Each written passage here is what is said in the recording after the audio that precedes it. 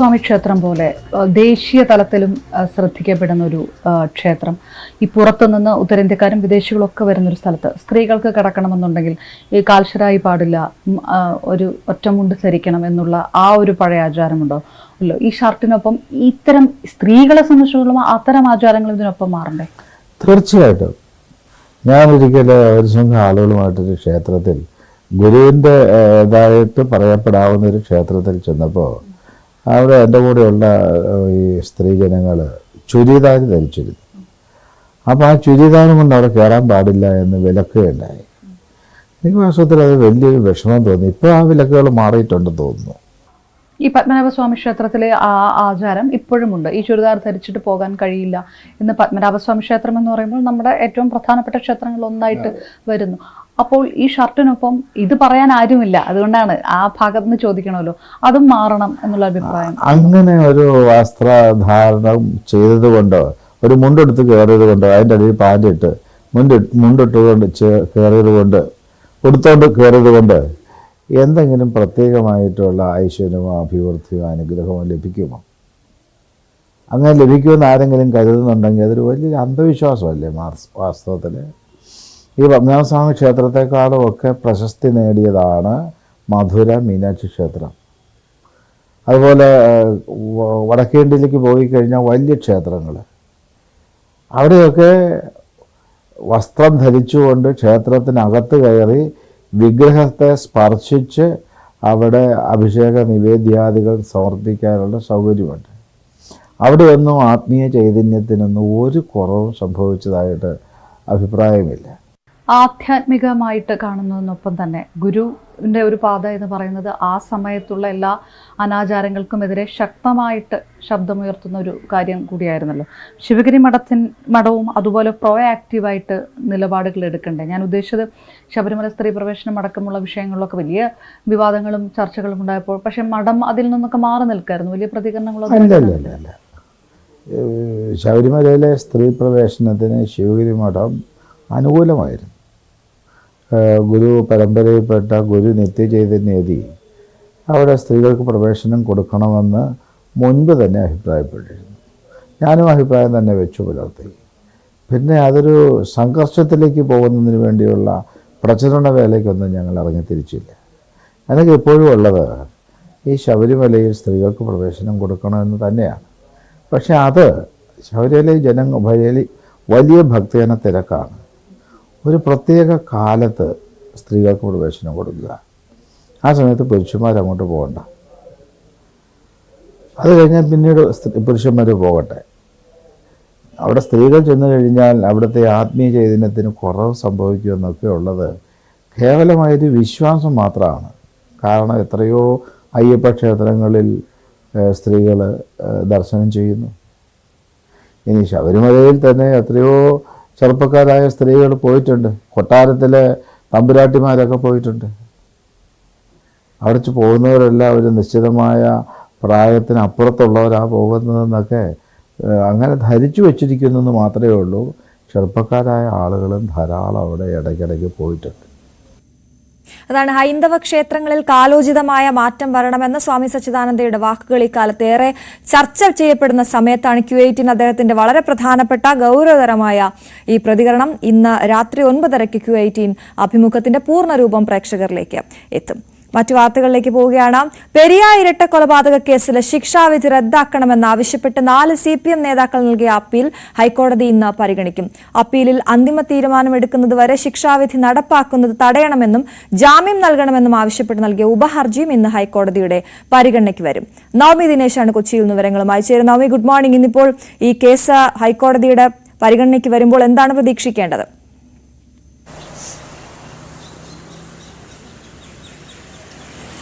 Aswathy, very good morning. നമുക്കറിയാം ഈ പെരിയാർ കേസുമായി ബന്ധപ്പെട്ട 14 പേരെ കുറ്റക്കാരാണെന്ന് കോടതി കണ്ടെത്തുകയും ഇവർക്ക് ഇരട്ട ജീവപര്യന്തം അടക്കമുള്ള വകുപ്പുകൾ ഇരട്ട ജീവപര്യന്തം ശിക്ഷ വിധിക്കുകയും ചെയ്തു. അതിൽ 4 പേർക്കാണ് 5 വർഷം തടവും 2 ലക്ഷം രൂപ പിഴയും ചുമത്തിയത്. ഇവരാണിപ്പോൾ ഹൈക്കോടതിയെ സമീപിച്ചിരിക്കുന്നത്. ഈ ശിക്ഷയിൽ ഇളവ് വേണം, അല്ലെങ്കിൽ ഈ ശിക്ഷ റദ്ദാക്കണമെന്ന് ആവശ്യപ്പെട്ടുകൊണ്ടാണ് ഇവർ ഹൈക്കോടതിയെ സമീപിച്ചിരിക്കുന്നത്. അതിൽ CPM ജില്ലാ സെക്രട്ടേറിയറ്റ് അംഗവും ഉദുമ മുൻ MLA-യുമായ KV Kunhiraman, CPM area secretary K Manikandan, Raghavan Velutholi, MK Bhaskaran എന്നിവരാണ് കോടതിയെ സമീപിച്ചിരിക്കുന്നത്. ഇതിൽ ഹൈക്കോടതി ഇത് ഹർജി പരിഗണിക്കുകയാണെങ്കിൽ ഇവരുടെ ഈ ഒരു ശിക്ഷാവിധി അത് റദ്ദാക്കുവാനും ഇവർക്ക് ജാമ്യം ലഭിക്കാനും സാധ്യതയുണ്ട്. അതിനുശേഷം വിശദമായ വാദത്തിന് ശേഷം മാത്രമായിരിക്കും ഇവരുടെ ഈ ഒരു വിധി റദ്ദാക്കണമോ അതോ ഈ CBI കോടതിയുടെ നടപടി അത് ശരിവെക്കുമോ എന്നത് അറിയാൻ സാധിക്കും. എന്തായാലും ഇന്ന് അവരെ സംബന്ധിച്ച് ഏറെ നിർണായകമായ ദിവസം കൂടിയാണ്. ഈ വിധി വന്ന സമയം തന്നെ പാർട്ടിയും ഒപ്പം ഈ KV കുഞ്ഞിരാമനും പ്രതികരിച്ചിരുന്നു. അപ്പീൽ പോകും, ഈ ഒരു വിധിക്കെതിരെ അപ്പീൽ പോകുമെന്ന് നേരത്തെ തന്നെ പ്രതികരിക്കുകയും ചെയ്തിരുന്നു. ആ ഒരു സാഹചര്യത്തിലാണ് ഇന്ന് ഹൈക്കോടതി ഇവരുടെ ഹർജി പരിഗണിക്കുക. ജസ്റ്റിസുമാരായ PB സുരേഷ് കുമാർ, ജോബിൻ സെബാസ്റ്റ്യൻ എന്നിവരുൾപ്പെടുന്ന ഡിവിഷൻ ബെഞ്ചാണ് ഈ ഹർജി പരിഗണിക്കുന്നത്. കുറ്റകൃത്യത്തെ പറ്റി അറിവുണ്ടായിട്ടും അത് തടഞ്ഞില്ല എന്ന കുറ്റത്തിനാണ് 5 വർഷം വരെ ഇവർക്ക് ശിക്ഷ വിധിക്കുകയും 2 ലക്ഷം രൂപ പിഴ ചുമത്തുകയും ചെയ്തത്. എന്തായാലും ഡിവിഷൻ ബെഞ്ച് ഈ ഹർജി പരിഗണിക്കുകയാണെങ്കിൽ ഇവരുടെ ഇപ്പോൾ CBI കോടതി വിധിച്ച CBI കോടതിയുടെ ശിക്ഷ അത് തൽക്കാലത്തേക്ക് സ്റ്റേ ചെയ്യുവാനും ഇവർക്ക് ജാമ്യം ലഭിക്കാനുമുള്ളൊരു സാധ്യതയുണ്ട്. ഇല്ല എന്നുണ്ടെങ്കിൽ ഇവർ ഈ ശിക്ഷ അനുഭവിച്ച് തന്നെ മതിയാകും. എന്തായാലും ഇന്ന് എന്താണ് ഹൈക്കോടതിയിൽ നിന്നും വരുന്നത് എന്നത് വലിയ നിർണായകമായിട്ടുള്ള ഒരു ഉത്തരവ് തന്നെയായിരിക്കും. അശ്വതി, അതാണ് നവമി, ഒന്ന് തുടരണം. ഉമാ തോമസ് MLA സ്റ്റേജിൽ നിന്ന് വീണു പരിക്കേറ്റ സംഭവത്തിൽ പ്രതികളുടെ ജാമ്യാപേക്ഷയും കോടതി ഇന്ന് പരിഗണിക്കും. കേസിൽ അറസ്റ്റിലായ 4 പ്രതികളുടെയും ഇടക്കാല ജാമ്യം ഇന്ന് അവസാനിക്കുകയാണ്. മൃദംഗനാഥം നൃത്ത പരിപാടിയുടെ മുഖ്യ സംഘാടകനായ മൃദംഗാവിഷൻ MD-M നികോഷ് കുമാർ, മൃദംഗാവിഷൻ CEO ഷമീർ, പരിപാടിക്ക് ക്രമീകരണങ്ങൾ ഒരുക്കിയ ഇവന്റ്സ് ഇന്ത്യ പ്രൊപ്പറേറ്റർ വാഴക്കാല സ്വദേശി കൃഷ്ണകുമാർ, താൽക്കാലിക വേദി തയ്യാറാക്കിയ മുളന്തുരുത്തി സ്വദേശി ബെന്നി എന്നിവരുടെ ഇടക്കാല ജാമ്യമാണ് ഇന്ന് അവസാനിക്കുന്നത്. നവമി തുടരുന്നുണ്ട്. നവമി, ഈ കേസിൽ ഇപ്പോൾ ഇവരുടെ ജാമ്യ ഹർജി പരിഗണിക്കുമ്പോൾ എന്തൊക്കെ കാര്യങ്ങളാണ് നമ്മൾ പ്രതീക്ഷിക്കുന്നത്? അവർ എന്തൊക്കെയാണ് ആവശ്യപ്പെട്ടിരിക്കുന്നത് അവരുടെ ഹർജി?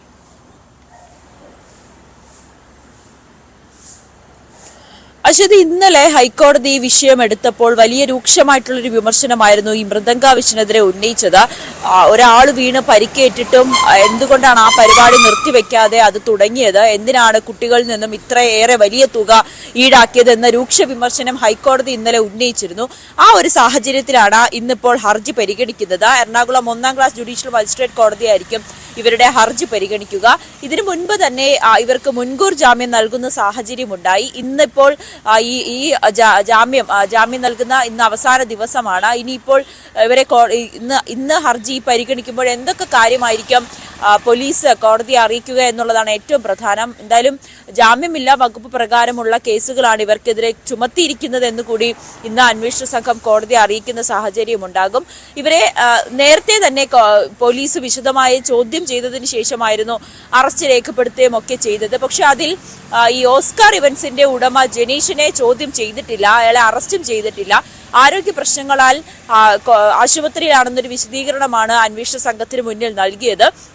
ഇവർക്ക് കീഴടങ്ങാൻ ഈ ഓസ്കാർ ഇവന്റ്സിന്റെയും ഒപ്പം മൃദംഗവിഷന്റെയും ഉടമകളോട് കീഴടങ്ങാൻ കോടതി ആവശ്യപ്പെട്ടിരുന്നു. പക്ഷേ മൃദംഗവിഷന്റെ ഉടമ മാത്രമാണ് കീഴടങ്ങിയത്. ജനേഷ് ആരോഗ്യ കാരണങ്ങളാൽ പറഞ്ഞ് കീഴടങ്ങാത്ത സാഹചര്യമാണ്. എന്തായാലും ഇതിലൊരു അറസ്റ്റ് രേഖപ്പെടുത്തിയിട്ടില്ല എന്നുകൂടി ഈ പ്രതിയെ വിശദമായി ചോദ്യം ചെയ്യണം എന്നതുൾപ്പെടെ കാര്യങ്ങളും അന്വേഷണ സംഘം ഇന്ന് കോടതിയെ അറിയിക്കാനാണ് സാധ്യത. അതോടൊപ്പം ഈ പ്രതികളെ ജാമ്യത്തിൽ വിട്ടുകഴിഞ്ഞാൽ, ഇനി ഇവർക്ക് ജാമ്യം അനുവദിച്ചു കഴിഞ്ഞാൽ ഈ വിഷയവുമായി ബന്ധപ്പെട്ട് കൃത്യമായൊരു അന്വേഷണം നടക്കില്ല. ചിലപ്പോൾ സാക്ഷികളെ സ്വാധീനിക്കുന്ന ഒരു സാഹചര്യം ഉണ്ടാകും. കൃത്യമായ തെളിവുകൾ ശേഖരിക്കേണ്ടതുണ്ട്. അതുകൊണ്ട് ഇവർക്ക് ജാമ്യം അനുവദിക്കരുത് എന്നാണ് അന്വേഷണ സംഘം പ്രധാനമായും പറയുന്നത്. എന്നാലും പ്രതികൾ എന്തായിരിക്കും ഇന്ന് കോടതിയിൽ വിശദീകരിക്കുന്നത് എന്നും ഉറ്റുനോക്കുകയാണ്. ഇതുവരെ ഈ 4 പ്രതികൾക്ക് മുൻകൂർ ജാമ്യം അനുവദിച്ചിട്ടുണ്ടായിരുന്നു. ഇനി എന്താണ്, ഈ ജാമ്യം തുടരാൻ തന്നെയാണോ അതോ ഇവരുടെ ജാമ്യം റദ്ദാക്കുമോ എന്നതാണ് ഇന്നേറെ നിർണായകമായി വരുന്ന മറ്റൊരു കാര്യം. അശ്വതി, അതാണ് നവമി. മറ്റൊരു പ്രധാനപ്പെട്ട വാർത്തയായിരുന്നു ഇന്നലെ നമ്മളത് കൈകാര്യം ചെയ്തത്, പ്രേക്ഷകരിലേക്ക് എത്തിച്ച് ഹണി റോസിനെതിരായ സൈബർ അധിക്ഷേപ കേസ്. അതിൽ കൂടുതൽ അറസ്റ്റുകൾക്ക് ഇന്ന് സാധ്യതയുണ്ടെന്നാണ് മനസ്സിലാക്കുന്നത്. 30-ലധികം പേർക്കെതിരെയാണ് എറണാകുളം സെൻട്രൽ പോലീസ് ഇതുവരെ കേസെടുത്തിരിക്കുന്നത്. അശ്ലീല കമന്റുകൾ ഇട്ടവരുടെ പ്രൊഫൈലുകൾ പോലീസ് പരിശോധിച്ചു വരികയാണെന്നും അറിയുന്നു. നവമി, ഈ വിഷയത്തിൽ ഇങ്ങനെ മുന്നോട്ട് പോകാൻ തന്നെയാണ്, ശക്തമായി മുന്നോട്ട് പോകാൻ തന്നെയാണ് ഹണി റോസ് തീരുമാനിച്ചിരിക്കുന്നത്. ഇന്നലെ അവർ ന്യൂസ് 18നോട് പ്രതികരിച്ചിരുന്നു. ഇന്നിപ്പോൾ കൂടുതൽ അറസ്റ്റിന് സാധ്യതയുണ്ടെന്ന് പറഞ്ഞാൽ പോലീസ് ഈ കാര്യത്തിൽ ഏത് രീതിയിലാണ് അന്വേഷണം പുരോഗമിക്കുന്നത്?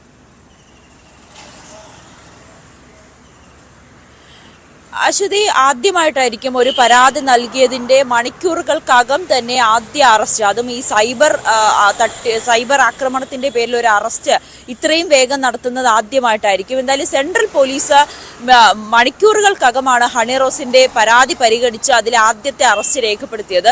കുമ്പളം സ്വദേശിയായ ഷാജിയെ അറസ്റ്റ് ചെയ്യുകയും പിന്നീട് സ്റ്റേഷൻ ജാമ്യത്തിൽ വിട്ടയക്കുകയും ചെയ്യുന്ന സാഹചര്യമായിരുന്നു. എന്തായാലും പോലീസ് ഈ അന്വേഷണത്തിന്റെ പുറകിൽ തന്നെയാണ്. ഇതിലൊരു വിട്ടുവീഴ്ചയുമില്ല. ഇത് ഒരു ഹണി റോസിന്റെ മാത്രമല്ല, സൈബർ ലോകത്ത് ഇത്തരത്തിൽ ആക്രമണം നടത്തുന്ന എല്ലാവർക്കും ഒരു മുന്നറിയിപ്പായി തന്നെയാണ് പോലീസും ഈ ഒരു വിഷയത്തെ കണക്കാക്കുന്നത്. ഇതിന്റെ അടിസ്ഥാനത്തിൽ ഈ ഹണി റോസ് നൽകിയ പരാതിയുടെ അടിസ്ഥാനത്തിൽ പ്രൊഫൈലുകളെല്ലാം പരിശോധിച്ച് സൈബർ സെല്ലിന്റെ ഒക്കെ സഹായത്തോടു കൂടിയായിരിക്കും അടുത്ത അറസ്റ്റിലേക്ക് കടക്കുക. എറണാകുളം ജില്ലയിൽ എത്രയും വേഗം പിടിക്കാൻ പറ്റുന്ന ഒരു പ്രതിയെയാണ് ഇപ്പോൾ പിടികൂടിയിരിക്കുന്നത്. മറ്റ് ജില്ലകളിലേക്കും ഇത് അന്വേഷണം വ്യാപിപ്പിക്കുന്നുണ്ട്. കാരണം നമുക്കറിയാം, ഈ സൈബർ ഇത്തരത്തിൽ ആക്രമണം നടത്തുന്നവർ അല്ലെങ്കിൽ കമന്റ് ഇടുന്നവരൊക്കെ പലപ്പോഴും വ്യാജ പ്രൊഫൈലുകൾ ഉള്ളവരായിരിക്കും. അതുകൊണ്ട് ഇത് സൈബർ സെല്ലിന്റെ സഹായത്തോടു കൂടി ഇവരെ എങ്ങനെയാണ് ലൊക്കേറ്റ് ചെയ്യേണ്ടത്, ഇവരെ എങ്ങനെ കണ്ടെത്താം എന്ന കാര്യങ്ങളൊക്കെ അന്വേഷണ സംഘം സൈബർ സെല്ലുമായി സംസാരിക്കുന്നുണ്ട്. അതിനുശേഷമായിരിക്കും അടുത്ത അറസ്റ്റിലേക്ക് കടക്കുക. എന്തായാലും ഈ അന്വേഷണത്തിൽ നിന്നും പിന്നോട്ടില്ല, കടുത്ത നടപടിയുമായി മുന്നോട്ട് പോകാൻ തന്നെയാണ് അന്വേഷണ സംഘം തീരുമാനിച്ചിരിക്കുന്നത്. അതോടൊപ്പം ഹണി റോസ് ഇടുന്ന പുതിയ പോസ്റ്റിന്, അതായത് ഇന്നലെ ഈ ഒരു വിഷയത്തിന് ശേഷം, ഈ ആദ്യത്തെ അറസ്റ്റിന് ശേഷം വീണ്ടും ഒരു പോസ്റ്റ് ഫേസ്ബുക്കിൽ ഒരു കുറിപ്പിട്ടിരുന്നു. അതിൽ ഇനി ഇത്തരത്തിലുള്ള സൈബർ ആക്രമണം നടത്തുന്നവർക്ക് നിയമപരമായി തന്നെ താൻ പുറകിലുണ്ടാകും എന്നുള്ളൊരു കുറിപ്പായിരുന്നു ഹണി റോസ് പിന്നീട് ഇട്ടിരുന്നത്. ഇതിന്റെ താഴെ ഏതെങ്കിലും തരത്തിലുള്ള മോശമായിട്ടുള്ള കമന്റുകൾ ഉണ്ടെങ്കിൽ അവർക്കെതിരെ സ്വമേധയാ കേസെടുക്കാനും പോലീസ് തീരുമാനിച്ചിട്ടുണ്ട്. എന്തായാലും ഹണി റോസിന്റെ പരാതിയുമായി ബന്ധപ്പെട്ട് കൃത്യമായിട്ടുള്ള ഒരു അന്വേഷണം തന്നെയാണ് ഇപ്പോൾ നടക്കുന്നത്. വരും മണിക്കൂറിൽ ഇന്നൊക്കെ അറസ്റ്റ് ഉണ്ടാകുമെന്ന് തന്നെയാണ് പോലീസ് പറയുന്നത്. മറ്റ് ജില്ലകളിലേക്കും ഉള്ള ആളുകളെ അവരെ മറ്റ് പോലീസ് സ്റ്റേഷനിലും ഒക്കെ വിവരം അറിയിച്ച് ഇവരെ പിടികൂടാൻ വേണ്ടിയിട്ടുള്ള നടപടികളും അന്വേഷണ സംഘം തുടങ്ങിയിട്ടുണ്ട്. ഇന്നലെ സെൻട്രൽ പോലീസാണ് ഇതിൽ കേസെടുത്ത് ആദ്യത്തെ അറസ്റ്റ് രേഖപ്പെടുത്തുകയും ചെയ്തത്. എന്തായാലും നമുക്കറിയാം, ഇന്നലെ തന്നെ ന്യൂസ് 18നോട് ഹണി റോസ് പ്രൈം ഡിബേറ്റിൽ പ്രതികരിക്കുന്ന ഒരു സാഹചര്യം ഉണ്ടായി. ഈ കടുത്ത നടപടികളുമായി അല്ലെങ്കിൽ ഈ ഒരു നിയമ നടപടിയുമായി മുന്നോട്ട് പോകാൻ തന്നെയാണ് ഹണി റോസ് തീരുമാനിച്ചിരിക്കുന്നത്. ഇത് സോഷ്യൽ മീഡിയയിൽ കൂടി അത് സ്ത്രീയോ പുരുഷനോ എന്നതിനപ്പുറത്തേക്ക് ഇത്തരത്തിലുള്ള മോശം കമന്റ് ഇടുന്ന വ്യക്തികൾക്ക് ഒരു താക്കീത് തന്നെയാണ്, അല്ലെങ്കിൽ ഒരു മുന്നറിയിപ്പ് തന്നെയാണ് ആദ്യത്തെ അറസ്റ്റോടുകൂടി പോലീസും മുന്നോട്ട് വെക്കുന്നത്. ഇത്തരത്തിൽ കമന്റ് ഇടുന്നവർക്കെതിരെ കൂടുതൽ നടപടിയുമായി മുന്നോട്ട് പോകും. ഒരു വ്യക്തി അത് തന്നെ വളരെ മോശമായി ദ്വയാർത്ഥ പ്രയോഗം നടത്തി പുറകെ നടന്ന് ശല്യം ചെയ്യുന്നു, അല്ലെങ്കിൽ അത്തരത്തിൽ മോശമായി ചിത്രീകരിക്കുന്നു എന്നൊരു കാര്യമായിരുന്നു ഹണി റോസ് ആദ്യം ഒരു പോസ്റ്റ് ഫേസ്ബുക്ക് പോസ്റ്റിലൂടെ ഇട്ടത്. അതിന് താഴെയാണ് ഇത്തരത്തിലുള്ളൊരു മോശം കമന്റ് വന്നത്. ആ വ്യക്തിക്കെതിരെ ഇനിയും ഇത്തരത്തിലുള്ളൊരു മോശം രീതിയുമായി പബ്ലിക് പ്ലാറ്റ്ഫോമുകളിലൊക്കെ തനിക്കെതിരെ മോശമായിട്ടുള്ള പരാമർശം നടത്തിയാൽ അയാൾക്കെതിരെയും നടപടി ഉണ്ടാകും. അതോടൊപ്പം ആ വ്യക്തിയുടെ പേര് തൽക്കാലം പുറത്തു പറയുന്നില്ല, പക്ഷെ അത് പറയാൻ തനിക്ക് പേടിയില്ല. നിയമോപദേശം തേടിയതിനു ശേഷം ആ വ്യക്തിയുടെ പേര് തനിക്ക് വേണ്ടി മാത്രമല്ല ഈ പോരാട്ടം എന്നുകൂടി ഹണി റോസ് നമ്മളോട് സംസാരിച്ചപ്പോൾ പറഞ്ഞല്ലോ അല്ലേ, ഇത്തരത്തിൽ ഈ ഫേക്ക് പ്രൊഫൈലിൽ നിന്നൊക്കെ വന്ന് എന്തും വിളിച്ചു പറയാമെന്ന അവസ്ഥയായിരിക്കുന്നു ഇപ്പോൾ സോഷ്യൽ മീഡിയയിൽ ഒരു പോസ്റ്റ് ഇടുമ്പോൾ. അതിനൊക്കെ ഒരു അറുതി ഉണ്ടാകണം, അല്ലെങ്കിൽ അതിനൊരു തുടക്കം എന്ന രീതിയിലാണ് തന്റെ പോരാട്ടം എന്നല്ലേ ഹണി പറഞ്ഞത്? തീർച്ചയായും അശ്വതി, നമുക്കറിയാം ഈ സോഷ്യൽ മീഡിയയിൽ ഏറ്റവും കൂടുതൽ ആക്രമണം നേരിടുന്നത് സെലിബ്രിറ്റികൾ തന്നെ ആയിരിക്കും. അത്തരത്തിൽ പോപ്പുലർ ആയിട്ടുള്ള ആളുകൾക്ക് നേരെ ആയിരിക്കും, അവരുടെ വസ്ത്രധാരണത്തിന് നേരെ അല്ലെങ്കിൽ അവരുടെ ശരീരത്തിന് നേരെ, അങ്ങനെ വളരെ മോശമായിട്ടുള്ള രീതിയിൽ കമന്റുകൾ പലപ്പോഴും നമ്മൾ കണ്ടിട്ടുണ്ട്. പല ആളുകളും ഇത് വെറുതെ ഒരു പ്രശ്നം ഉണ്ടാക്കണ്ട അല്ലെങ്കിൽ കേസുമായി മുന്നോട്ട് പോകണ്ട എന്ന് തീരുമാനിച്ച് പിൻവാങ്ങുന്നവരായിരിക്കും. ഇതൊന്നും കണ്ടില്ല എന്ന് നടിക്കുന്നതായിരിക്കും. ഹണി റോസിനെതിരായിട്ടുള്ള സൈബർ ആക്രമണം നമുക്കറിയാം, ഇത് ഇന്നോ ഇന്നലെയോ തുടങ്ങിയതല്ല. വർഷങ്ങളായി ഹണി റോസ് ഇത് നേരിടുന്നതാണ്. പല ഈ സ്റ്റേജ് പരിപാടികൾക്കും ഈ ഉദ്ഘാടന വേദികളിലൊക്കെ വരുന്നതും അതിൽ നിന്ന് മോശമായിട്ടുള്ള രീതിയിൽ പിന്നീട് സോഷ്യൽ മീഡിയയിലൊക്കെ മോശം കമന്റുകളോട് തലക്കെട്ടോടു കൂടിയൊക്കെ പ്രചരിക്കുന്നതൊക്കെ നമ്മൾ കണ്ടതാണ്. പല ഇന്റർവ്യൂകളിലും ഹണി റോസ് ഇത് പറയുകയും ചെയ്തിട്ടുണ്ട്. ഈ തൽക്കാലം ഇതിലൊക്കെ താൻ ഇത് കണ്ടില്ല എന്ന് നടിച്ചു മുന്നോട്ട് പോകുന്നതാണ് പതിവ്. പക്ഷെ മാനസികമായി ഏറെ ബുദ്ധിമുട്ടുണ്ടാക്കുന്നത് തന്നെയാണ്. എല്ലാവരെയും പോലെ മനുഷ്യൻ തന്നെ തന്നെയാണ് ഞാനും. തനിക്കും ഇത് ഏറെ ബുദ്ധിമുട്ടുണ്ടാക്കുന്ന ഒരു ഡിപ്രഷൻ എന്ന നിലയിലേക്കൊക്കെ താൻ പോകുന്ന ഒരു സാഹചര്യം ഉണ്ടായി എന്നൊക്കെ ഹണി റോസ് ഇന്നലെയും ന്യൂസ് 18നോട് പ്രതികരിക്കുന്ന സാഹചര്യം ഉണ്ടായി. പക്ഷെ അപ്പോഴൊന്നും പ്രതികരിക്കേണ്ട എന്ന്, അല്ലെങ്കിൽ തൻ്റെ ഒരു സ്വഭാവമാണ് ഇത്തരത്തിൽ വലിയൊരു പ്രശ്നങ്ങളൊന്നും ഉണ്ടാക്കാതെ ഇതൊന്നും കണ്ടില്ല എന്ന് നടിച്ചു മുന്നോട്ട് പോവുക എന്നുള്ളത് ഹണി റോസ് മാത്രമല്ല, ഒട്ടുമിക്ക സെലിബ്രിറ്റീസ് ഒക്കെ സ്വീകരിക്കുന്ന വഴി അങ്ങനെ തന്നെയാണ്. പക്ഷേ ഇത് ഒരു പരിധി കടന്നപ്പോൾ, ഇത് വലിയ രീതിയിലുള്ള ആക്രമണം തനിക്കും തൻ്റെ കുടുംബത്തിനുമെതിരെയൊക്കെ വരാൻ തുടങ്ങിയപ്പോൾ മാത്രമാണ് പ്രതികരിക്കാമെന്ന രീതിയിലേക്ക് താൻ മുന്നോട്ട് വരുന്നത്. നിയമോപദേശമൊക്കെ തേടി, കൃത്യമായി നിയമോപദേശം തേടിയതിനു ശേഷം തന്നെയാണ് ഈ ഒരു നടപടിയുമായി അല്ലെങ്കിൽ ഈ ഒരു നിലപാടുമായി തന്നെ മുന്നോട്ട് വരാൻ കാരണമെന്ന് കൂടി ഹണി റോസ് പറഞ്ഞു വെക്കുന്നുണ്ട്. എന്തായാലും ഒരു കാര്യം അശ്വതി, ഈ ഹണി റോസിന്റെ പുതിയ ഫേസ്ബുക്ക് പോസ്റ്റിന് താഴെ വളരെ ഹണി റോസിനെ അഭിനന്ദിച്ചുകൊണ്ടുള്ള പോസ്റ്റുകളാണ്, കമന്റുകളാണ് ഏറെ വരുന്നത് എന്നുള്ളതും എന്തായാലും പ്രസക്തമായിട്ടുള്ള കാര്യമാണ്. ആളുകൾക്കൊക്കെ ഈ ഒരു അറസ്റ്റോടുകൂടി വലിയൊരു പേടി, ഭയം തട്ടി എന്നുള്ളത് ഉറപ്പാണ്. അതുകൊണ്ട് തന്നെയാണ് ഇതിനു മുൻപ് ഹണി റോസ് ഇടുന്ന ഫോട്ടോകൾക്കായാലും പോസ്റ്റുകൾക്കായിട്ടൊക്കെ വളരെ മോശം കമന്റ് വരും. പക്ഷേ ഇന്നലെ ഈ ഒരു യുദ്ധം പ്രഖ്യാപിച്ചുകൊണ്ടുള്ള കമന്റിന് താഴെ അഭിനന്ദിച്ചുകൊണ്ടുള്ള, പ്രകീർത്തിച്ചുകൊണ്ടുള്ള കമന്റുകളാണ് വരുന്നത്. എന്തായാലും വരും മണിക്കൂറിൽ കൂടുതൽ അറസ്റ്റുകളും ഉണ്ടാകും. അശ്വതി. ശരി, നവമി ദിനേശാണ് കൊച്ചിയിൽ നിന്നും വിശദവിവരങ്ങൾ നൽകിയത്. സൈബർ തട്ടിപ്പ് കേസിൽ പ്രതിയായി ചെയ്യാത്ത കുറ്റത്തിന് തെലങ്കാന ജയിലിൽ അടയ്ക്കപ്പെട്ട ജിതിൻ നീതി തേടി കേരള സർക്കാരിനെ സമീപിച്ചു. സംസ്ഥാന പോലീസിന്റെ അന്വേഷണം വേണമെന്നും യഥാർത്ഥ കുറ്റക്കാരെ കണ്ടെത്തണമെന്നും ആവശ്യപ്പെട്ടാണ് മുഖ്യമന്ത്രി പിണറായി വിജയന് പരാതി നൽകിയത്. പ്രതിപക്ഷ നേതാവ് വി ഡി സതീശനും സംസ്ഥാന പോലീസ് മേധാവിക്കും പരാതി നൽകിയിട്ടുണ്ട്. വി വിനോദ് ചേരുന്നു. Vinod, good morning. ജിതിന്റെ ഈ ദുരവസ്ഥ ന്യൂസ് 18 ആണ് പ്രേക്ഷകരിലേക്ക് എത്തിച്ചത്. ഇപ്പോൾ നിയമപരമായി ഏത് രീതിയിൽ മുന്നോട്ട് പോകാമെന്ന് നോക്കുകയാണ് ജിതിൻ. ഇപ്പോൾ മുഖ്യമന്ത്രിക്ക്, സർക്കാരിന് പരാതി നൽകിയിരിക്കുകയാണ് രേഖാമൂലം, അല്ലെ?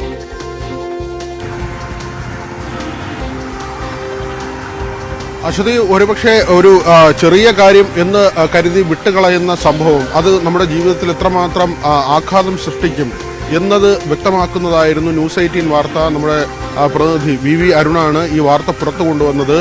ജിതിൻ നേരത്തെ ഉപയോഗിച്ചിരുന്ന ഫോൺ നമ്പർ അത് എപ്പോഴോ കൈമോശം വരുന്നു. എന്നാൽ ആ നമ്പർ ബ്ലോക്ക് ചെയ്യുകയോ അത് വേണ്ടത് വെക്കുകയോ അല്ലെങ്കിൽ ആ നമ്പറിന് പുറകെ പോവുകയോ ഒന്നും ചെയ്യുന്നില്ല. പിന്നീട് ജിതിൻ അറിയുന്നത് ആ നമ്പർ ഉപയോഗിച്ച് നിരവധി ക്രിമിനൽ കുറ്റങ്ങൾ നടക്കുകയും അത് ജിതിൻ്റെ പേരിലാവുകയും തെലങ്കാന പോലീസ് ജിതിനെ അറസ്റ്റ് ചെയ്യുകയും ജിതിൻ ജയിലിലടക്കപ്പെടുകയും ചെയ്യുന്നു.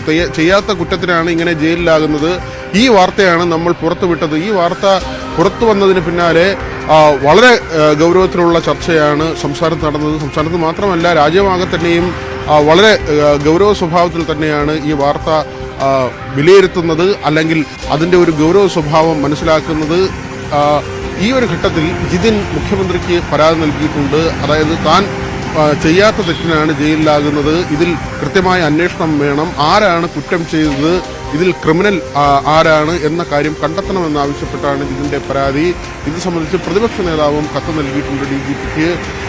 നമ്മൾ ഈ സൂചിപ്പിച്ചതുപോലെ തന്നെ പലർക്കും അറിയില്ല എവിടെയാണ് നേരത്തെ ഉപയോഗിച്ച നമ്പർ. ഒരുപക്ഷെ കുറേ കാലം ഒരു ഫോൺ നമ്പർ ഉപയോഗിക്കുകയും അത് ഉപേക്ഷിക്കുകയും ചെയ്യും. അത് ബ്ലോക്ക് ചെയ്യുകയോ അല്ലെങ്കിൽ ആ നമ്പർ നമ്മൾ നിയമപരമായി ഇല്ലാതാക്കുകയോ ചെയ്യുന്നില്ല. മറിച്ച് പുതിയൊരു നമ്പർ എടുക്കുമ്പോൾ ഈ സിം നമ്മൾ ഉപേക്ഷിക്കുകയാണ്. അവിടെയാണ് ഇതിൻ്റെ ഏറ്റവും ഗുരുതരമായ പ്രശ്നം നിൽക്കുന്നത്. ഈ നമ്പർ ഉപയോഗിച്ച് മറ്റാരെങ്കിലും പിന്നീട് ചെയ്യുന്ന തെറ്റുകൾ അതെല്ലാം തന്നെ നമ്മളറിയാതെ നമ്മുടെ തലയിലേക്ക് വരുന്നു. കൊല്ലം സ്വദേശിക്കും സംഭവിച്ചത് അങ്ങനെ തന്നെയാണ്. തെലങ്കാന പോലീസ് വീട്ടിലെത്തുമ്പോൾ മാത്രമാണ് ഈ സംഭവം അറിയുന്നത്. മാത്രമല്ല, നിരവധി കേസുകളാണ് ജിതിൻ്റെ തലയിൽ കെട്ടിവെക്കപ്പെട്ടത്. പിന്നീട് തെലങ്കാനയിലേക്ക് കൊണ്ടുപോകപ്പെടുകയും അവിടെ ജയിലിലാവുകയും ചെയ്യുന്നു. ബന്ധുക്കളുടെ ഇടപെടലോടുകൂടിയാണ് ജാമ്യം ലഭിക്കുന്നത്. പക്ഷേ ഇപ്പോഴും പ്രശ്നങ്ങൾ അവസാനിച്ചിട്ടില്ല. ഇനിയും കേസുകൾ തുടരുന്നുണ്ട്, അല്ലെങ്കിൽ കേസുകൾ അവശേഷിക്കുന്നുണ്ട്. ഈ കേസുകളുടെ കാര്യത്തിലടക്കമാണ് നിയമസഹായം ആവശ്യപ്പെട്ട് തൻ്റെ നിരപരാധിത്വം വ്യക്തമാക്കി മുഖ്യമന്ത്രിക്ക് കത്ത് നൽകിയിട്ടുള്ളത്. അവിടെയാണ് സംസ്ഥാന സർക്കാരിൻ്റെ ഒരു അന്വേഷണം നമ്മൾ മനസ്സിലാക്കുന്നത്. കൊല്ലത്ത് സ്പെഷ്യൽ ബ്രാഞ്ച് ഉദ്യോഗസ്ഥർ ഇതിനകം തന്നെ ഇതിൽ നടപടികൾ ആരംഭിച്ചിട്ടുണ്ട്. ഈ നമ്പർ ഉപയോഗിച്ച് നടന്ന കുറ്റകൃത്യവുമായി ബന്ധപ്പെട്ട കാര്യങ്ങൾ സ്പെഷ്യൽ ബ്രാഞ്ച് ഉദ്യോഗസ്ഥർ പ്രാഥമികമായി ശേഖരിച്ചു തുടങ്ങി. ഏതായിരുന്നാലും സൈബർ വിഭാഗത്തിൻ്റെ പരിശോധനയും അന്വേഷണവും താമസിയാതെ ഉണ്ടാകും എന്ന് തന്നെയാണ് മനസ്സിലാക്കുന്നത്. ശരി വിനോദ്, എന്തായാലും ജിതിനും കുടുംബവും അനുഭവിച്ചത് അത്രത്തോളം വലിയ ദുരിതമാണ്. അതുകൊണ്ട് തന്നെ ന്യൂസ് 18 ഈ വാർത്ത പുറത്തുവിടുമ്പോൾ ജിതിന് നീതി ലഭിക്കുന്നത് വരെ ഈ വാർത്തയുടെ വിശദാംശങ്ങളും ഫോളോ അപ്പുമായി ന്യൂസ് 18 ഒപ്പം ഉണ്ടാകുമെന്ന് ഉറപ്പു തരികയാണ്. വിനോദ്, മറ്റൊരു പ്രധാനപ്പെട്ട വാർത്ത, CPM സംസ്ഥാന സമിതി യോഗം ഇന്ന് ചേരുകയാണല്ലോ. പാർട്ടി സമ്മേളനങ്ങളുടെ വിലയിരുത്തലാണ് യോഗത്തിന്റെ അജണ്ടയെന്നും അറിയുന്നു. മറ്റെന്തൊക്കെ കാര്യങ്ങളായിരിക്കും പ്രധാനമായും ചർച്ചയ്ക്ക് വരിക?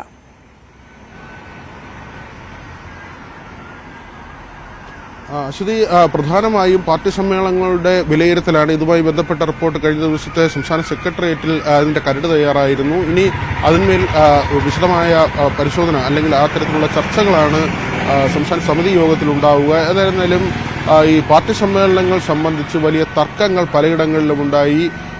ഒരുപക്ഷെ ഗ്രൂപ്പ് പോര് അവസാനിച്ചു എന്ന് കരുതിയിരുന്നെങ്കിൽ കൂടിയും പലയിടങ്ങളിലും സജീവമായി തന്നെ ഗ്രൂപ്പ് പോരുകൾ ഉണ്ടാകുന്ന സ്ഥിതി ഉണ്ടായി. അത് LC ഏരിയ സമ്മേളനങ്ങൾ മുതൽ തന്നെ വലിയ തോതിൽ പലയിടങ്ങളിലും സംസ്ഥാന നേതാക്കളെ തടഞ്ഞു വയ്ക്കുന്നതടക്കമുള്ള കാര്യങ്ങളുണ്ടായി. തിരുവനന്തപുരം ജില്ലയിലാകട്ടെ മധു മുല്ലശ്ശേരി പാർട്ടി വിട്ടതടക്കമുള്ള കാര്യങ്ങൾ, അത് ഉണ്ടാക്കിയ ചലനം ചെറുതല്ല. BJPയിലേക്ക് പോയ ശേഷം മധു മുല്ലശ്ശേരിക്കെതിരെ പോലീസ് കേസെടുത്തു.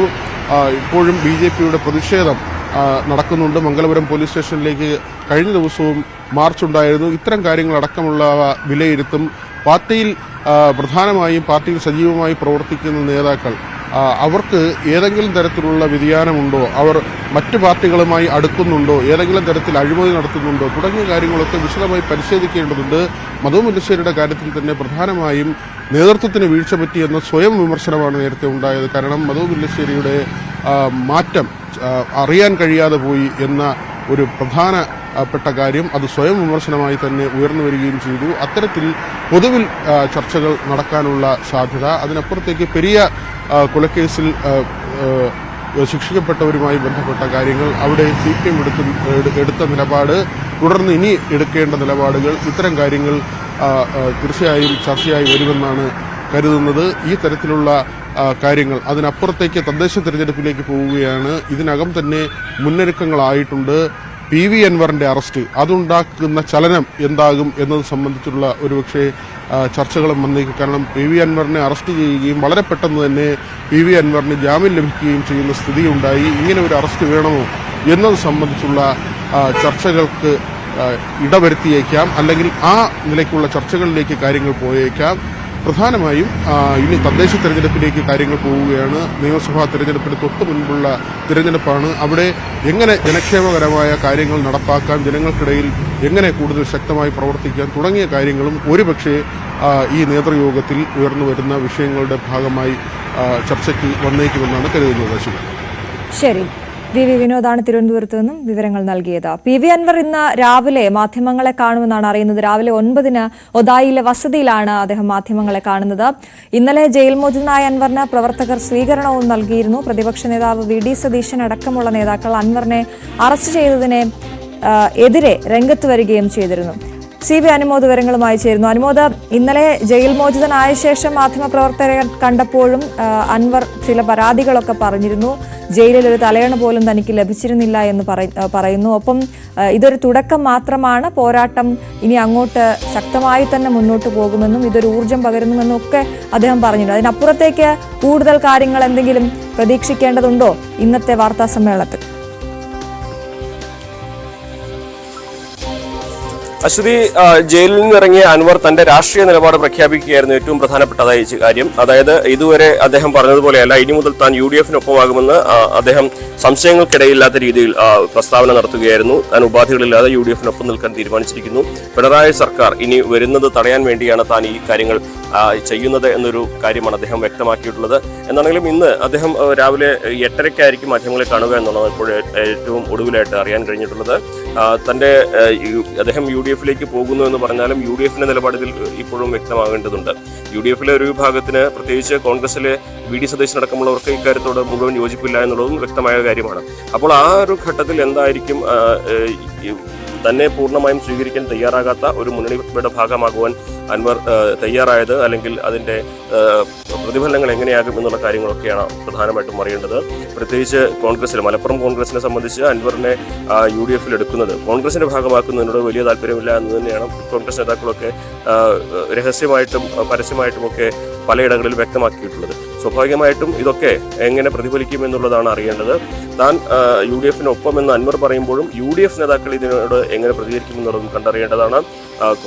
ഈ ഒരു സാഹചര്യത്തിൽ അൻവറിന് രാഷ്ട്രീയ പിന്തുണ പ്രഖ്യാപിച്ചു എന്നതിനെ ഒരു മുന്നണി ബന്ധമാക്കി മാറ്റുവാനും സഖ്യകക്ഷിയാക്കുവാനും ഒക്കെ കോൺഗ്രസ് നേതാക്കൾ തയ്യാറാകുമോ, UDF നേതാക്കൾ ഇതിന് തയ്യാറാകുമോ എന്നുള്ളതൊക്കെയാണ് കണ്ടറിയേണ്ടത്. എന്താണെങ്കിലും ഇന്ന് രാവിലെ 8:30-ക്കാണ് അദ്ദേഹത്തിന്റെ വാർത്താ സമ്മേളനം നിശ്ചയിച്ചിട്ടുള്ളത്.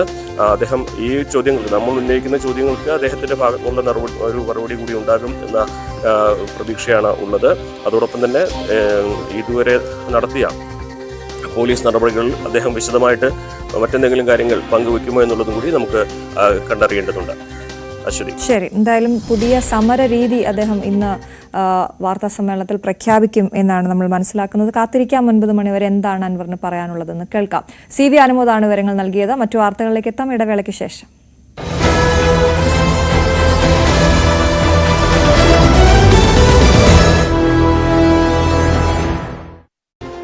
അപർണ, ഇപ്പോൾ ഏറ്റവും പുതിയതായിട്ട് നമുക്ക് ലഭ്യമായ ഒരു വിവരം അൻവറിൻ്റെ ജാമ്യ വ്യവസ്ഥയാണ്. ഒന്നിടവിട്ട ബുധനാഴ്ചകളിൽ അദ്ദേഹം അന്വേഷണ ഉദ്യോഗസ്ഥന് മുൻപാകെ ഹാജരാകണം.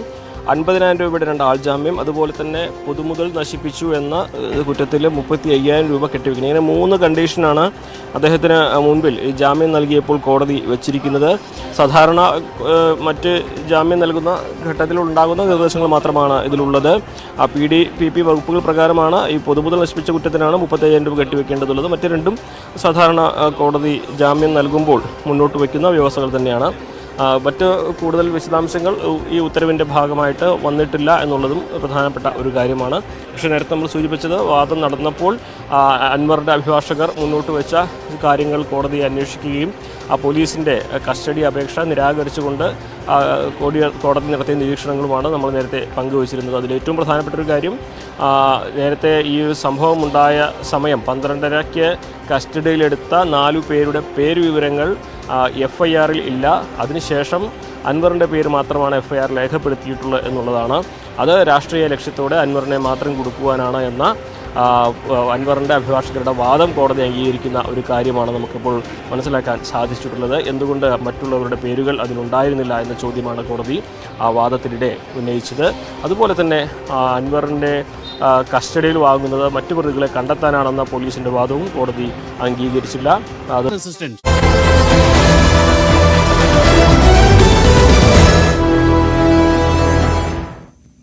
ഇനി വളരെ ഗൗരവമുള്ളൊരു വാർത്തയിലേക്കാണ് നമ്മൾ പോകുന്നത്. കേരളത്തിലെ പുതുതലമുറ തെരഞ്ഞെടുപ്പ് പ്രക്രിയയോട് മുഖം തിരിക്കുന്നു എന്ന് ആശങ്ക. വോട്ടർ പട്ടികയിൽ പേര് ചേർക്കാനും വോട്ട് ചെയ്യാനും ചെറുപ്പക്കാർ മടി കാണിക്കുന്നതായാണ് തെരഞ്ഞെടുപ്പ് കമ്മീഷന്റെ കണക്കുകൾ സൂചിപ്പിക്കുന്നത്. ഇതിന്റെ കാരണം കണ്ടെത്താൻ ശാസ്ത്രീയ പരിശോധനയ്ക്കാണ് കമ്മീഷൻ തയ്യാറെടുക്കുന്നത്. ആവേശത്തോടെ വോട്ട് ചെയ്യാൻ ഓടിയെത്തിയിരുന്ന കന്നി വോട്ടർമാർ തിരഞ്ഞെടുപ്പുകളിലെ കൗതുക കാഴ്ചയായിരുന്നു. എന്നാൽ നമ്മുടെ പുതുതലമുറയ്ക്ക് വോട്ട് ചെയ്യുന്നതിനോട് താൽപര്യം കുറയുന്നെന്ന് വ്യക്തമാക്കുന്നതാണ് തെരഞ്ഞെടുപ്പ് കമ്മീഷന്റെ പുതിയ കണക്കുകൾ. 18-നും 30-നും ഇടയിൽ പ്രായമുള്ള 9.98 ലക്ഷം പേരാണ് സംസ്ഥാനത്തുള്ളത്. ഇവരിൽ വോട്ട് ചേർത്തത് 2.95 ലക്ഷം പേർ മാത്രം. രാഷ്ട്രീയത്തോടും തെരഞ്ഞെടുപ്പുകളോടും യുവതലമുറയ്ക്ക് താൽപര്യം കുറയുകയാണോ? എങ്കിൽ അതിന്റെ കാരണമെന്ത്? ഈ ചോദ്യങ്ങൾക്ക് ഉത്തരം കണ്ടെത്താനുള്ള ശ്രമത്തിലാണ് സംസ്ഥാന തെരഞ്ഞെടുപ്പ് കമ്മീഷൻ. നമുക്ക് അർബൻ ഏപ്പത്തി ഇല്ല ഇങ്ങനെയുള്ള ആൾക്കാർക്കുള്ള ഒരു ഇലക്ഷനിലെ താല്പര്യം കുറവാണ് എന്നുള്ള പൊതുവേ ഒരു കാര്യം നമ്മൾ കേൾക്കാറുണ്ട്, കാണാറുണ്ട്. ആ ഒരു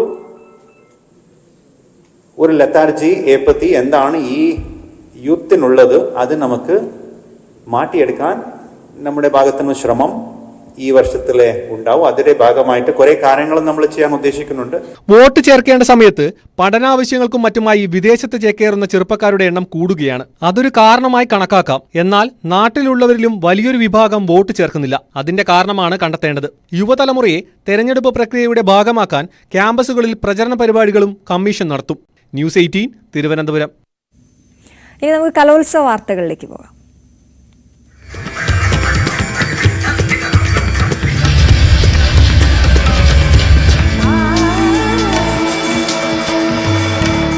അനന്തകല Kerala school Kalolsavam powered by GTech computer education. നമ്മുടെ ഭാവിയാണ്, so no compromise. GTech in association with Milma, രുചിയേറും നിമിഷങ്ങൾ. സംസ്ഥാന സ്കൂൾ കലോത്സവത്തിൽ സ്വർണ്ണക്കപ്പിനായി ഇഞ്ചോടിഞ്ച് മത്സരം നടക്കുകയാണ്. കണ്ണൂരാണ് ഇപ്പോൾ മുന്നിൽ നിൽക്കുന്നത്. കോഴിക്കോടും തൃശൂരും തൊട്ടു പിന്നിലുണ്ട്. ഹൈസ്കൂൾ വിഭാഗം നാടകവും നൃത്ത ഇനങ്ങളുമാണ് ഇന്ന് വേദിയിലെത്തുന്നത്. കലോത്സവ വേദിയിലെത്തുന്നവരെ കാത്ത് വല്ലാത്തൊരു ഏടാകൂടം അവിടെയുണ്ട്. ബുദ്ധിയും ക്ഷമയും ഉണ്ടെങ്കിൽ വേഗത്തിൽ ഇതിൽ നിന്ന് രക്ഷപ്പെടാം. ഏടാകൂടത്തിൽ പെട്ടുപോയ റിപ്പോർട്ടർമാരെ നമുക്കൊന്ന് കാണാം.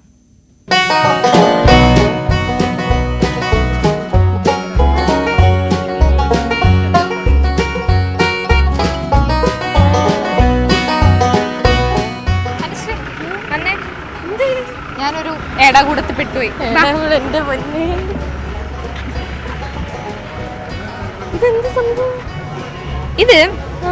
ഇതാണ് ഞാൻ പറഞ്ഞ ഏടാകൂടം. അതായത് ഇത് കണ്ടോ, ഇതൊക്കെ നമ്മൾ ഈ റുബിക്സ് ക്യൂബ് ഇല്ലേ, അതിന് പകരമുള്ള മരത്തിന്റെ സാധനങ്ങളാണ്. ഓക്കെ, ഇത് ഇങ്ങനെ വേർപെടുത്താൻ പറ്റും. അതിനുശേഷം ഇത് ഇതേ ഓർഡറിൽ തിരിച്ചു വെക്കണം. ചേട്ടൻ പറഞ്ഞ് കുറച്ച് ബുദ്ധിയും ക്ഷമയും ഉണ്ടെങ്കിൽ സെറ്റ് ആവും. അതൊക്കെ ആണല്ലേ. അല്ല, ഇതൊക്കെ ഇവിടെ ലോക്കായിരിക്കും അല്ലേ? ഇതിന്റെ കുറെ വെറൈറ്റീസ് ഉണ്ട്. ഞാൻ കുറച്ച് എളുപ്പമുള്ളതാണെന്ന് നിനക്ക് തന്നത്. നീ കുറച്ച് വേണമെങ്കിൽ ബുദ്ധി കൂടുതലുള്ളതുകൊണ്ട് കുറച്ച് ടഫ് ഉള്ളത് വേണമെങ്കിൽ സെലക്ട് ചെയ്തു. അല്ല, ഇതൊക്കെ ഇവിടെ ലോക്കായിരിക്കും. ഇത് ഉണ്ടോ? ആ ലോക്ക് അഴിക്കാനും പറ്റും.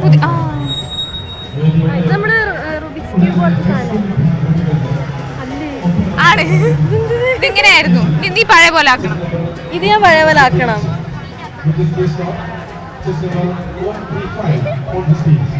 നീ ഒരു വല്ലാത്ത പണിയാണ് എനിക്ക് തന്നത്.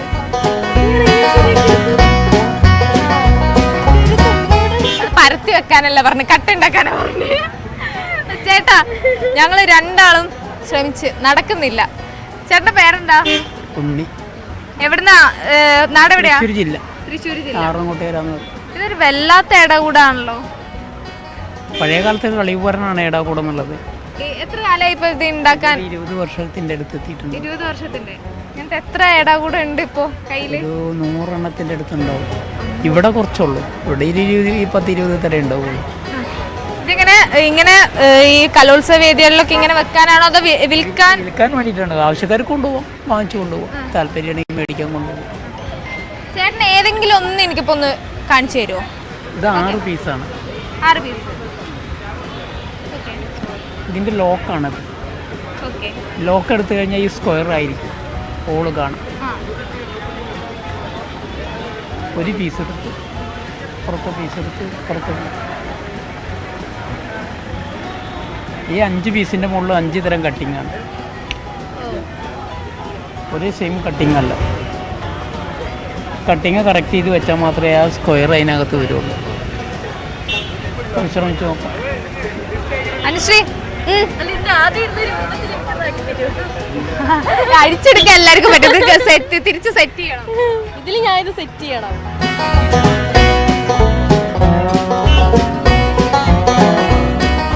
ഇനി അതൊന്നും ഇല്ലെങ്കിൽ ഇതുകൊണ്ടൊരു ടീ ഉണ്ടാക്കി നോക്കും. ഇതുകൊണ്ട് ടീ ഉണ്ടാക്കാം. സിമ്പിൾ ആവാ. നിങ്ങൾക്കൊക്കെ സിമ്പിൾ ആവും. ചേട്ടൻ ട്രോളാണല്ലോ.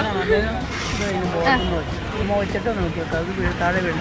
ഇതുമ വെച്ചാൽ ശരിയാവില്ല. ഇതുമ വെച്ചത് താഴെ വീഴും. അത് അത്ര സ്ട്രോങ്ങിലല്ല. ഇതൊരു കയ്യിൽ പിടിച്ചിട്ട്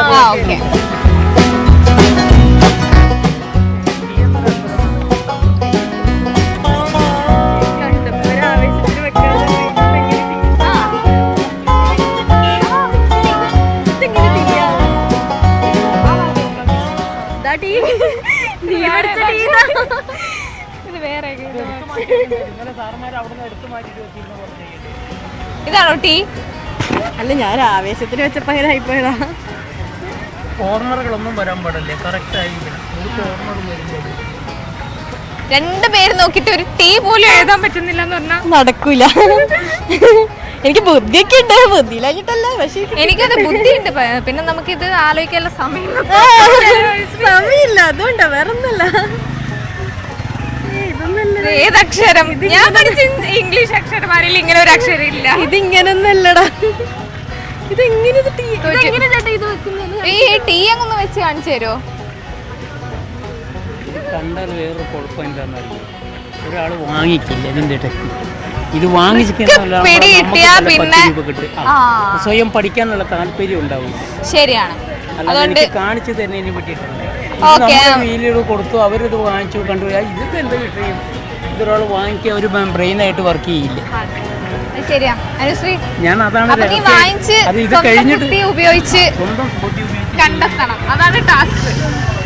ഇതെനിക്ക് 2 ദിവസം ഇരുന്നാലും നടക്കുന്ന പേരെങ്ങനെയായി ഏടാകൂടം എന്നുള്ളൊരു അത് തലമുറകൾ ചെയ്തു വെച്ചിട്ടുള്ള പേരാണ്, ഞാൻ ചെയ്തു വെച്ചിട്ടുള്ള പണ്ട് മുതലുള്ള പേരാണ്. അപ്പൊ ഞങ്ങൾ എന്തായാലും ഇത് ഞങ്ങളെ കൊണ്ട് നടക്കുമെന്ന് തോന്നുന്നില്ല അല്ല അനുശ്രീ?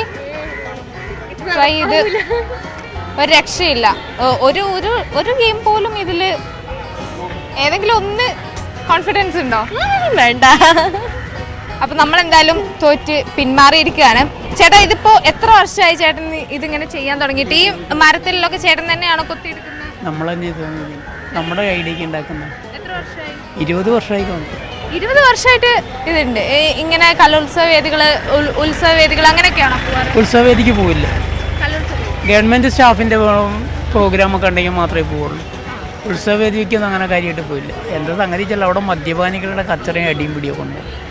ഉത്സവവേദിയിൽ അല്ലെങ്കിൽ ഗവൺമെൻറ് സ്റ്റാഫിൻ്റെ പ്രോഗ്രാമിന് പോകുമ്പോൾ അവിടെ കാര്യമായിട്ടുള്ള മദ്യപാനങ്ങളോ വഴക്കോ ഒന്നും ഉണ്ടാവില്ല. ഒന്നും ഉണ്ടാവില്ല. ഭയങ്കര സമാധാനത്തോടെ ഒരു ആഘോഷമായിട്ട്. അതാണ് ഈ യുവജനോത്സവത്തിൻ്റെ ഒരു പ്രത്യേകത. ഫുൾ വൈബായി കളറായി വളരെ നല്ല വൃത്തിക്ക് മാന്യമായിട്ടുള്ള പരിപാടി അല്ലേ? അത്ര ഡീലിങ്സ് മാത്രമേ ഉള്ളൂ. അപ്പോൾ എന്തായാലും ഈ ഏടാകൂടം എനിക്കും അനുശ്രീക്കും ഇത് അഴിക്കാൻ പറ്റുമെന്ന് തോന്നുന്നില്ല.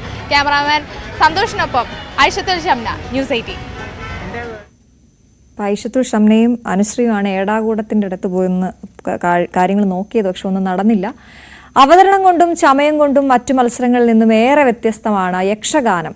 ഗ്ലാമറിനും അധ്വാനത്തിനും ഒട്ടും കുറവില്ലെങ്കിലും കലോത്സവ വേദികൾക്കപ്പുറം ഈ നൃത്തരൂപത്തിന്റെ പ്രസക്തി എന്ത് എന്നുള്ളത് ഒരു വലിയ ചോദ്യമാണ്. എന്നാൽ കലോത്സവത്തിന്റെ ആവേശവും കലയോടുള്ള സ്നേഹവും മാത്രമാണ് യക്ഷഗാനത്തെ ഇന്നും വേദിയിൽ എത്തിക്കുന്നത്.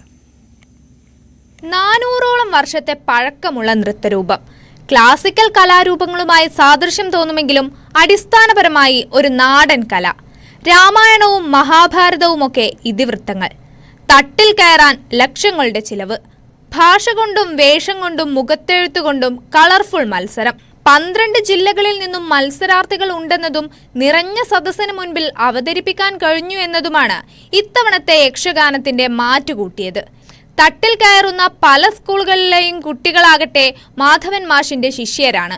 വർഷങ്ങളായി കലോത്സവ വേദികളിലെ യക്ഷഗാന മത്സരം അങ്ങനെ തന്നെയാണ്. ഞാൻ യക്ഷഗാനം ജീവിതം 42 വർഷമായി, പിന്നെ കലോത്സവത്തിൽ 20 വർഷമായി.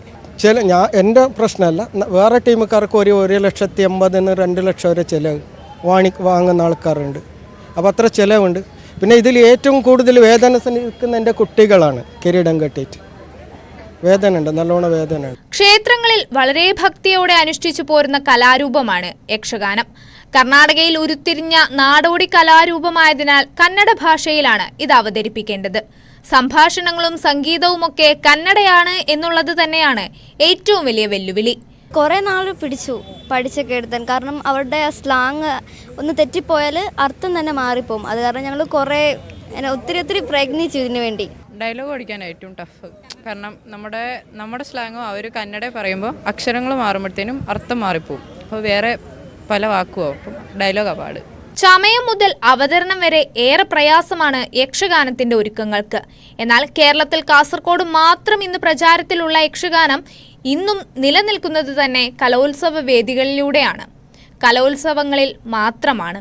ഇതിപ്പോൾ നേരത്തെ മാഷ് പറഞ്ഞ പോലെ ഈ നല്ല വെയിറ്റ് ആണ്, പഠിച്ചെടുക്കാൻ കുറച്ച് ബുദ്ധിമുട്ടാണ്. അതിനപ്പുറത്തോട്ട് ഇത് യൂത്ത് ഫെസ്റ്റിവൽ കഴിഞ്ഞിട്ട് ഇപ്പോൾ നമ്മൾ ഈ ഭരതനാട്യം, മോഹിനിയാട്ടം പോലെയൊന്നും വേറെ ഒരു കലയായിട്ട് അധികം കാണാറില്ല.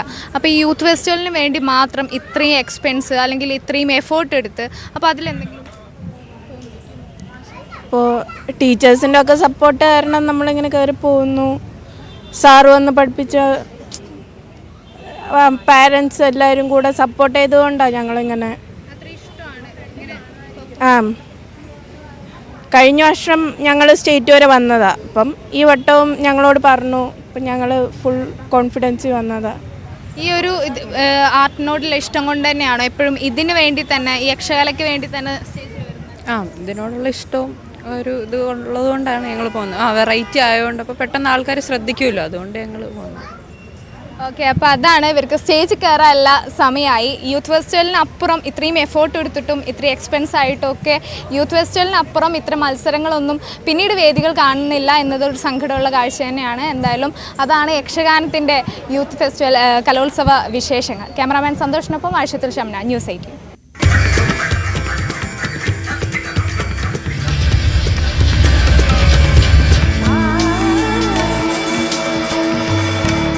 അനന്തകല Kerala school Kalolsavam powered by GTech computer education. നമ്മുടെ ഭാവിയാണ്, so no compromise. GTech in association with Milma, രുചിയേറും നിമിഷങ്ങൾ.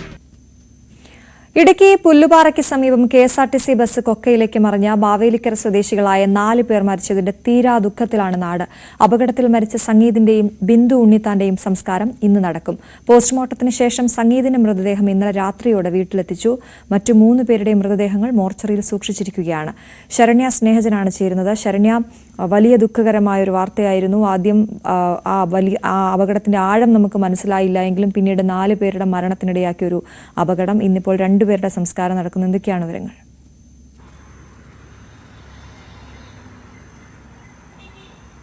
തീർച്ചയായിട്ടും അതീവ ദുഃഖത്തിലാണ് മാവേലിക്കര. കാരണം വളരെ അപ്രതീക്ഷിതമായി ഉണ്ടായ ഒരു അപകടം 4 ജീവനുകൾ കവർന്നതിന്റെ ഒരു ആഘാതത്തിൽ തന്നെയാണ് ഈ നാട് എന്ന് തന്നെ നമുക്ക് പറയാം. ഇന്നലെ രാവിലെയോടെയാണ് ഇടുക്കി പുല്ലുപാറയ്ക്ക് സമീപം KSRTC ബസ് അപകടത്തിൽപ്പെട്ട വിവരം പുറത്തേക്ക് വരുന്നത്. എങ്കിൽ പോലും കൊക്കയിലേക്ക് ബസ് മറിഞ്ഞു എന്ന് കേട്ടപ്പോൾ പോലും എല്ലാവർക്കും ഞെട്ടലുണ്ടായെങ്കിലും ബസ് ഒരു മരത്തിൽ തങ്ങി നിൽക്കുന്നു ഉള്ള ഒരു വിവരം കൂടി മാവേലിക്കരയിലേക്ക് ലഭ്യമായതോടുകൂടി ആളുകൾ ഒരു പ്രതീക്ഷയുണ്ടായിരുന്നു. പക്ഷേ രക്ഷാപ്രവർത്തനം പൂർത്തീകരിച്ചപ്പോൾ 4 ജീവനുകളാണ് ഇന്നലെ പൊലിഞ്ഞത്. അതിൽ തട്ടാരമ്പലം സ്വദേശിയായ സംഗീത് സോമൻ, ഒപ്പം തന്നെ തൊട്ടടുത്ത് തന്നെയുള്ള സുഹൃത്തായ അരുൺ ഹരി, ബിന്ദു ഒപ്പം തന്നെ കൗസ്തുഭത്തിൽ ബിന്ദു ഉണ്ണിത്താൻ, പല്ലാരിമംഗലം കോട്ടയ്ക്കകത്ത് തെക്കേതിൽ മോഹൻ നായരുടെ ഭാര്യ രമ സോമൻ, ഈ 4 പേർ മരണപ്പെട്ടു എന്നുള്ള വിവരം പുറത്തേക്ക് വരുന്നു. ഏറ്റവും പ്രധാനപ്പെട്ടത് ഇവർ സ്ഥിരമായി യാത്ര പോകുന്ന ആളുകളായിരുന്നു എന്നുള്ളതാണ്. അതായത് KSRTCയുടെ മാവേലിക്കര ഡിപ്പോയിൽ നിന്നും പുറപ്പെട്ട ആദ്യ ബസ്, അതായത് തഞ്ചാവൂരിലേക്ക് പുറപ്പെട്ട ആദ്യ ട്രിപ്പായിരുന്നു ഇത്. ആ യാത്രയിലാണ് കഴിഞ്ഞ ഞായറാഴ്ച പുലർച്ചെയോടെ ഇവർ പങ്കെടുത്തത്. ഈ സംഗീത കുത്തിയോട്ട കലാകാരൻ കൂടിയായിരുന്നു. കുത്തിയോട്ടത്തിന് ശേഷം പുലർച്ചെ 3 മണിയോടുകൂടിയാണ് ബസ് പുറപ്പെട്ടത് എന്നുള്ളതാണ് അവർ ബന്ധുക്കൾ ഉൾപ്പെടെയുള്ള ആളുകൾ നമ്മളോട് വ്യക്തമാക്കിയിട്ടുള്ളത്. എല്ലായിടത്തും വളരെ ദുഃഖം നിറഞ്ഞ കാഴ്ചകളാണ്. സംഗീതത്തിലെ 2 ചെറിയ കുട്ടികളാണ്. 3ാം ക്ലാസ്സിലും 7ാം ക്ലാസ്സിലും പഠിക്കുന്ന 2 ആൺകുട്ടികളാണ്. ഭാര്യ ഗ്രാമീണ സഹകരണ ബാങ്കിൽ താൽക്കാലിക ജീവനക്കാരിയായി ജോലി ചെയ്യുകയും ചെയ്യുന്നുണ്ട്. അരുൺ ഹരി വിവാഹിതരല്ല, എഞ്ചിനീയറിംഗ് ബിരുദധാരിയാണ്. മറ്റ് 2 പേരും ജോലികളൊന്നും ചെയ്യുന്നില്ല, ഹൗസ് വൈഫാണ്.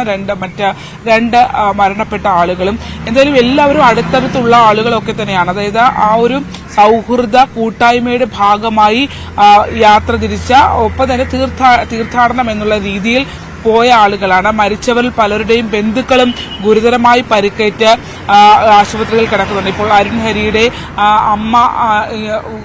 അമ്മയ്ക്ക് നല്ല പരിക്ക് ഉണ്ടായിരുന്നു. തുടർന്ന് മകന്റെ മൃതദേഹവും ഒപ്പം തന്നെ അമ്മയെ പരിക്കേറ്റ അമ്മയും കൊണ്ടാണ് ഇന്നലെ ഇവിടെ മാവേലിക്കരയിലെ ആശുപത്രിയിലേക്ക് എത്തിയത്.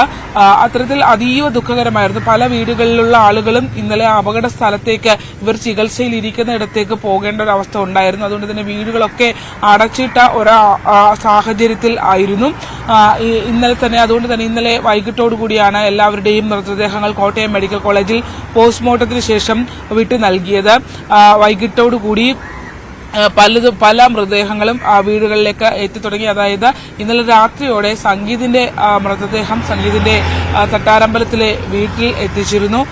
ബാക്കിയുള്ളവരുടെ എല്ലാ മൃതദേഹങ്ങൾ ഇപ്പോൾ തൊട്ടടുത്തുള്ള ആശുപത്രിയിലെ മോർച്ചറിയിൽ സൂക്ഷിച്ചിരിക്കുകയാണ്. ഇന്ന് 2 പേരുടെ സംസ്കാരമാണ് നടക്കുക. അതിലൊന്ന് സംഗീതും മറ്റൊന്ന് ബിന്ദു ഉണ്ണിത്താനുമാണ്. ഇവരുടെ രണ്ടുപേരുടെയും സംസ്കാരം ഇന്ന് നടക്കും. ബാക്കിയുള്ളവരുടേതൊക്കെ ബന്ധുമിത്രാദികളൊക്കെ വരേണ്ടതുണ്ട്. അതുകൊണ്ട് തന്നെ അവരുടെ മൃതദേഹങ്ങൾ ഇന്ന് മോർച്ചറിൽ തന്നെ സൂക്ഷിക്കും. ഇന്ന് സംസ്കാരം ഉണ്ടാകില്ല എന്നുള്ള വിവരമാണ്. ഇന്നലെ വൈകിട്ടോടുകൂടി ഗതാഗത മന്ത്രി KB ഗണേഷ് കുമാർ സംഗീതിന്റെയൊക്കെ വീട് സന്ദർശിക്കുകയും ചെയ്തിരുന്നു. ഈ സംഭവത്തിന് ശേഷം, അതായത് വാഹനത്തിന്റെ ബ്രേക്ക് നഷ്ടമായതാണ് ഇത്രയും വലിയൊരു അപകടത്തിലേക്ക് നയിച്ചത് എന്നുള്ളതാണ് ഗതാഗത മന്ത്രി അടക്കം പറയുന്നത്. പക്ഷേ അതേസമയം തന്നെ പരിശോധനകൾ ഉണ്ടാകും.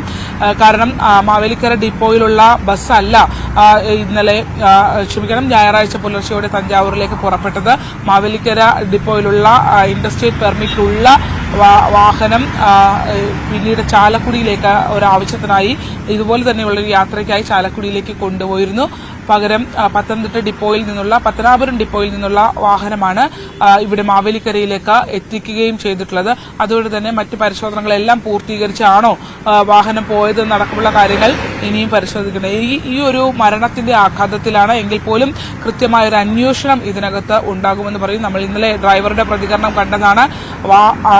വളരെ വളവുകളൊക്കെയുള്ള ദുഷ്കരമായ യാത്രയുള്ള ഒരു സ്ഥലമാണ്. അതുകൊണ്ട് തന്നെ ആദ്യഘട്ടത്തിൽ ബ്രേക്ക് ഉണ്ടായിരുന്നു, പിന്നീട് ബ്രേക്ക് നഷ്ടപ്പെട്ട നിയന്ത്രണം പോയതാണ് എന്നുള്ളതാണ് KSRTC ഡ്രൈവർ വ്യക്തമാക്കിയിട്ടുള്ളത്. അതുകൊണ്ട് തന്നെ എങ്കിൽ പോലും അതിനകത്ത് കൃത്യമായി ഇനിയും ഒരു അന്വേഷണം ഉണ്ടാകും. അദ്ദേഹം ബസ്സിൽ നിന്ന് ഇതിന്റെ നിയന്ത്രണം പോയി, അല്ലെങ്കിൽ വാഹനത്തിന് ബ്രേക്ക് പോയി എന്ന് മറ്റുള്ളവരോട് വിളിച്ചു പറയുകയായിരുന്നു. എന്തായാലും ഭാഗ്യത്തിന് ഈ ബസ് മറിഞ്ഞതൊരു മറ്റൊരു മരത്തിൽ തട്ടി നിന്ന് താഴ്ചയിലേക്ക് പോയെങ്കിൽ, ഏകദേശം 30 അടിയോളം താഴ്ചയിലേക്ക് പോയി ഒരു മരത്തിൽ തട്ടി നിന്നതുകൊണ്ട് മാത്രമാണ് ഈ ഒരു സംഭവത്തിന്റെ ആഘാതം കുറയ്ക്കാനായത്. അല്ലെങ്കിൽ 1500ഓളം അടി താഴ്ചയിലേക്ക് ബസ് മറിഞ്ഞു പോയി. എന്തായാലും രണ്ടുപേരുടെ സംസ്കാരം ഇന്ന് നടക്കും. മറ്റു രണ്ടുപേരുടെ സംസ്കാരം പിന്നീടാണ്. ശരണ്യ സ്നേഹജനാണ് വിവരങ്ങൾ നൽകിയത്. ഇനി ശബരിമല വാർത്തകൾ.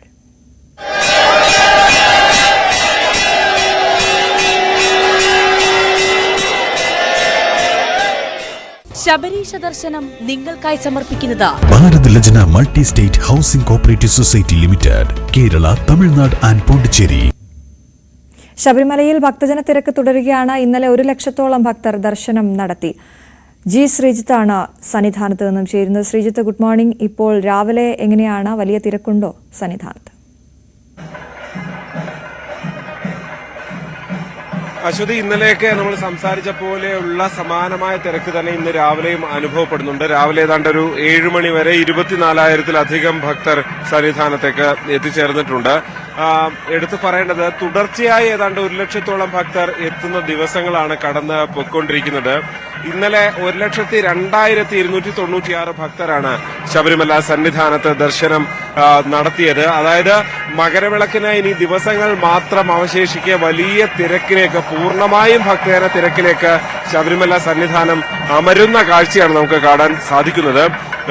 11-ാം തീയതി എരുമേലി പേട്ടതുള്ളൽ, 12-ന് തിരുവാഭരണ ഘോഷയാത്ര പന്തളത്ത് നിന്നും പുറപ്പെടുന്നു. അങ്ങനെ അതോടുകൂടിയൊക്കെ പിന്നീട് ഇവിടേക്ക് വലിയ തിരക്കുണ്ടാകും. എന്തായാലും ആ ദിവസങ്ങളിൽ 12, 13, 14 തീയതികളിൽ കൂടുതൽ നിയന്ത്രണങ്ങൾക്ക് വേണ്ടിയുള്ള ആലോചന ദേവസ്വം ബോർഡ് നടത്തിവരികയാണ്.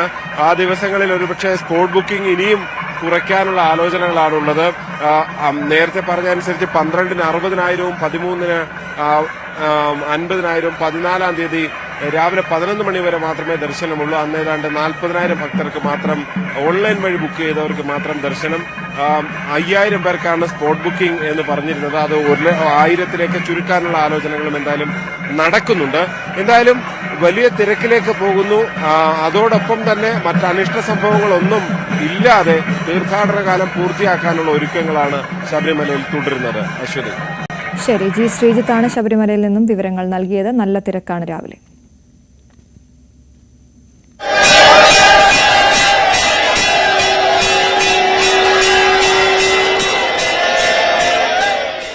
ശബരീശ ദർശനം നിങ്ങൾക്കായി സമർപ്പിച്ചത് Bharat Lajna multi state housing cooperative society limited, Kerala, Tamil Nadu and Pondicherry. മറ്റൊരു പ്രധാനപ്പെട്ട വാർത്തയിലേക്ക്. നേപ്പാളിൽ ഭൂചലനം. രാവിലെ 6:35ഓടെയാണ് ഭൂചലനം അനുഭവപ്പെട്ടത്. റിക്ടർ സ്കെയിലിൽ 7.1 തീവ്രത രേഖപ്പെടുത്തി. ഉത്തരേന്ത്യയിലെ വിവിധ സംസ്ഥാനങ്ങളിലും പ്രകമ്പനം അനുഭവപ്പെട്ടു. VR കാർത്തിക്കാണ് ന്യൂസ് ഡെസ്കിൽ നിന്ന് വിവരങ്ങൾ നൽകുന്നത്. കാർത്തിക്, എപ്പോഴായിരുന്നു ഭൂകമ്പം അനുഭവപ്പെട്ടത്? ആശങ്കപ്പെടേണ്ട സാഹചര്യമുണ്ടോ?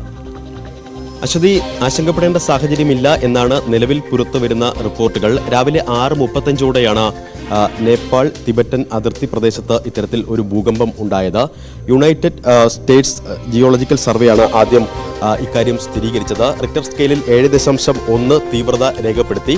പക്ഷേ ജനസാന്ദ്രത കുറഞ്ഞ പ്രദേശമായതുകൊണ്ട് തന്നെ കാര്യമായ നാശനഷ്ടങ്ങളോ ആളപായമോ ഉണ്ടായി എന്ന് പ്രതീക്ഷിക്കുന്നില്ല. എന്തായാലും നേപ്പാളിന്റെ വടക്ക് കിഴക്ക് ലോംബൂച്ചയിൽ നിന്ന് 93 കിലോമീറ്റർ അകലെയാണ് ഇത്തരത്തിൽ ഒരു ഭൂചലനം ഉണ്ടായത്. അവിടെയാണ് ഇതിന്റെ പ്രഭവ കേന്ദ്രം. എങ്കിലും ഉത്തരേന്ത്യയിലാണ് ഈ ഭൂചലനത്തിന്റെ പ്രകമ്പനം ഏറ്റവും കൂടുതൽ അനുഭവപ്പെട്ടത്. പ്രത്യേകിച്ച് ഡൽഹി, ബീഹാർ, ആസാം, ബംഗാൾ അടക്കമുള്ള സംസ്ഥാനങ്ങളിൽ ബീഹാറിലാണ് ഏറ്റവും തീവ്രതയോടെ ഈ പ്രകമ്പനം അനുഭവപ്പെട്ടത് എന്നതാണ് ശ്രദ്ധേയം. പല കെട്ടിടങ്ങളിൽ നിന്നും ജനങ്ങൾ രാവിലെ ഈ പ്രകമ്പനം അനുഭവപ്പെട്ടതോടുകൂടി പുറത്ത് ഇറങ്ങി നിൽക്കുന്ന കാഴ്ച അവിടെ നിന്ന് വന്നുകൊണ്ടിരിക്കുന്നു. അതോടൊപ്പം തന്നെ പല വീടുകളിലും ചുമരുകളിൽ വിള്ളൽ വീണ സാഹചര്യവും ഉണ്ട്. ഏതായാലും പ്രകമ്പനം ബീഹാർ സംസ്ഥാനത്ത് പല സ്ഥലങ്ങളിലും ശക്തമായി തന്നെ ഉണ്ട് എന്ന് മനസ്സിലാക്കാം. ചുവരിൽ ഭിത്തിയിൽ തൂക്കിയ തൂക്കുവിളക്കും അതോടൊപ്പം തന്നെ ഫാനുകളും ഉൾപ്പെടെ 20 സെക്കൻഡോളം ശക്തമായ ഈ പ്രകമ്പനത്തിൽ ആടുന്ന കാഴ്ചകളും ദൃശ്യങ്ങളുമൊക്കെ പുറത്തു വന്നിട്ടുണ്ട്. എന്തായാലും നേപ്പാളിൽ തിബറ്റൻ അതിർത്തി പ്രദേശത്താണ് ഇത്തരത്തിലൊരു ഭൂകമ്പം ഉണ്ടായത്. പക്ഷേ അതിൻ്റെ പ്രകമ്പനം ഉത്തരേന്ത്യയിൽ വളരെ ശക്തമായി തന്നെ ഉണ്ടായി. രാവിലെ 6:35ഓടുകൂടിയാണ് ഇത്തരത്തിൽ റിക്ടർ സ്കെയിലിൽ 7.1 തീവ്രത രേഖപ്പെടുത്തിയ ഭൂചലനം ഉണ്ടായത്. എന്തായാലും ജനസാന്ദ്രത കുറഞ്ഞ പ്രദേശമായതുകൊണ്ട് തന്നെ ആളപായമോ മറ്റ് നാശനഷ്ടങ്ങളോ ഇതുവരെ റിപ്പോർട്ട് ചെയ്തിട്ടില്ല. നമുക്കറിയാം, സ്ഥിരമായി ഇത്തരത്തിൽ ഭൂചലനങ്ങൾ അനുഭവപ്പെടുന്ന ഒരു പ്രദേശമാണ്. പ്രത്യേകിച്ച് 2015 കാഠ്മണ്ഡുവിൽ 6.4 തീവ്രത രേഖപ്പെടുത്തിയ ഭൂചലനത്തിൽ വലിയ തോതിലുള്ള ആളപായവും നാശനഷ്ടങ്ങളും ഉണ്ടായി. പക്ഷേ ഈ ഭൂകമ്പത്തിന്റെ പ്രഭവ കേന്ദ്രം ഇത്തരത്തിൽ ലംബൂച്ചയിൽ നിന്ന് 93 കിലോമീറ്റർ അകലെ ഹിമാലയൻ പ്രദേശത്തായതുകൊണ്ട് തന്നെ കാര്യമായ നാശനഷ്ടങ്ങൾ ഉണ്ടാകില്ല എന്നാണ് പ്രാഥമിക റിപ്പോർട്ടുകൾ അനുസരിച്ച് വിലയിരുത്താനാകുന്നത്. അശ്വതി,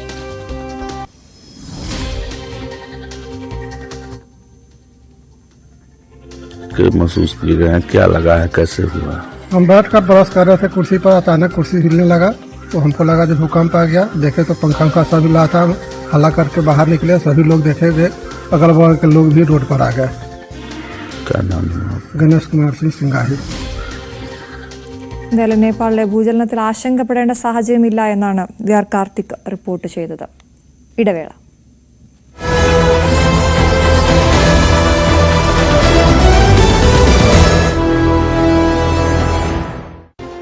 അപർണ, ഇപ്പോൾ ഏറ്റവും പുതിയതായിട്ട് നമുക്ക് ലഭ്യമായ ഒരു വിവരം അൻവറിൻ്റെ ജാമ്യ വ്യവസ്ഥയാണ്. ഒന്നിടവിട്ട ബുധനാഴ്ചകളിൽ അദ്ദേഹം അന്വേഷണ ഉദ്യോഗസ്ഥന് മുൻപാകെ ഹാജരാകണം.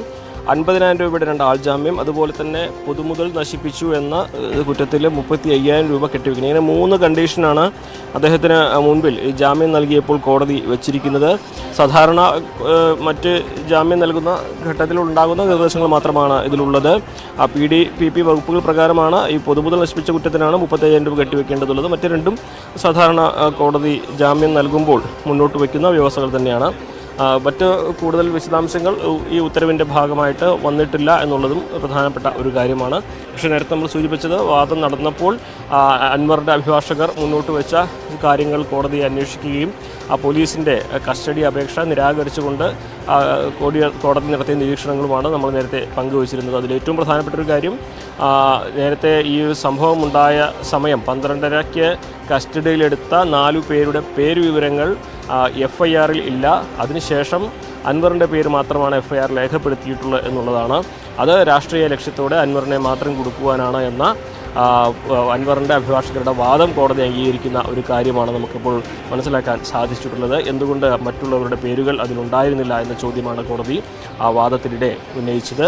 അതുപോലെ തന്നെ അൻവറിൻ്റെ കസ്റ്റഡിയിൽ വാങ്ങുന്നത് മറ്റു പ്രതികളെ കണ്ടെത്താനാണെന്ന പോലീസിൻ്റെ വാദവും കോടതി അംഗീകരിച്ചില്ല. അത് അൻവറിൻ്റെ കസ്റ്റഡിയിലെടുത്തല്ല പ്രതികളെ പിടികൂടേണ്ടത്, പ്രതികളെ അന്വേഷിക്കേണ്ടത് അത് പോലീസിൻ്റെ ഉത്തരവാദിത്തമാണെന്ന അൻവറിൻ്റെ അഭിഭാഷകരുടെ വാദവും അംഗീകരിക്കുന്ന ഒരു സാഹചര്യമാണ് ഉണ്ടായിരിക്കുന്നത്. അതുപോലെ തന്നെ അതിലേറ്റവും ഈ കേസുകളുടെ എണ്ണം, അൻവർ നിരന്തരം കുറ്റവാളിയാണ് എന്ന് സ്ഥാപിക്കുന്ന തരത്തിലുള്ള ശ്രമം, കേസുകളുടെ നമ്പറുകൾ പറഞ്ഞുകൊണ്ട് അഭിഭാഷകർ ബ്യൂട്ടി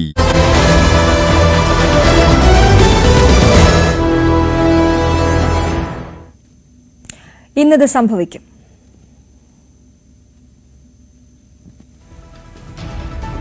हम പെരിയ ഇരട്ടക്കൊലപാതക കേസിലെ ശിക്ഷാവിധി റദ്ദാക്കണമെന്നാവശ്യപ്പെട്ട് 4 CPM നേതാക്കളുടെ അപ്പീൽ ഇന്ന് ഹൈക്കോടതിയിൽ. അന്തിമ തീരുമാനമെടുക്കുന്നതുവരെ ശിക്ഷാവിധി നടപ്പാക്കുന്നത് തടയണമെന്നും ജാമ്യം നൽകണമെന്നും ആവശ്യം. ഹർജി നൽകിയത് മുൻ MLA KV കുഞ്ഞിരാമനടക്കം 5 വർഷം തടവിന് ശിക്ഷിക്കപ്പെട്ട പ്രതികൾ.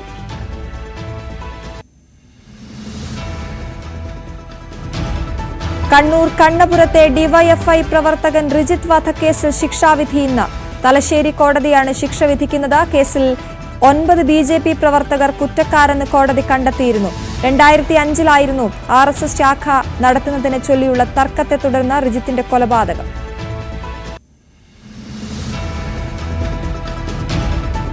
ഹണി റോസിനെതിരായ സൈബർ അധിക്ഷേപ കേസിൽ ഇന്ന് കൂടുതൽ അറസ്റ്റിന് സാധ്യത.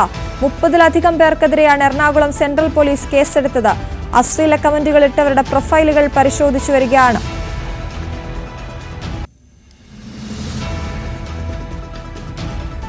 ഉമാ തോമസ് MLA സ്റ്റേജിൽ നിന്ന് വീണ സംഭവത്തിൽ പ്രതികളുടെ ജാമ്യാപേക്ഷ ഇന്ന് കോടതിയിലെത്തും. 4 പ്രതികളുടെയും ഇടക്കാല ജാമ്യം ഇന്ന് അവസാനിക്കും.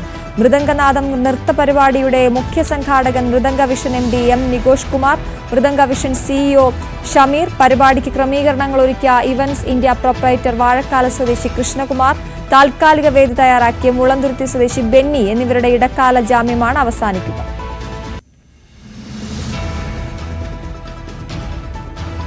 വയനാട് DCC ട്രഷറർ NM വിജയന്റെ മരണത്തിൽ IC Balakrishnan MLA, DCC president ND അപ്പച്ചൻ എന്നിവരുടെ മൊഴിയെടുത്തേക്കും. വിജയൻ എഴുതിയ ആത്മഹത്യാക്കുറിപ്പിൽ നിരവധി സാമ്പത്തിക ആരോപണങ്ങൾ പരാമർശിച്ചിരുന്നു. ബത്തേരി അർബൻ സഹകരണ ബാങ്ക്, സർവീസ് സഹകരണ ബാങ്ക് എന്നിവിടങ്ങളിലെ നിയമനങ്ങൾക്കായി IC ബാലകൃഷ്ണൻ നിർദ്ദേശപ്രകാരം 7 ലക്ഷം രൂപ കൈപ്പറ്റിയെന്നും ND അപ്പച്ചന് വേണ്ടി കോഴ വാങ്ങിയതിന്റെ പേരിൽ 18 ലക്ഷം രൂപ കടക്കാനായെന്നുമായിരുന്നു കത്തിലെ പരാമർശം.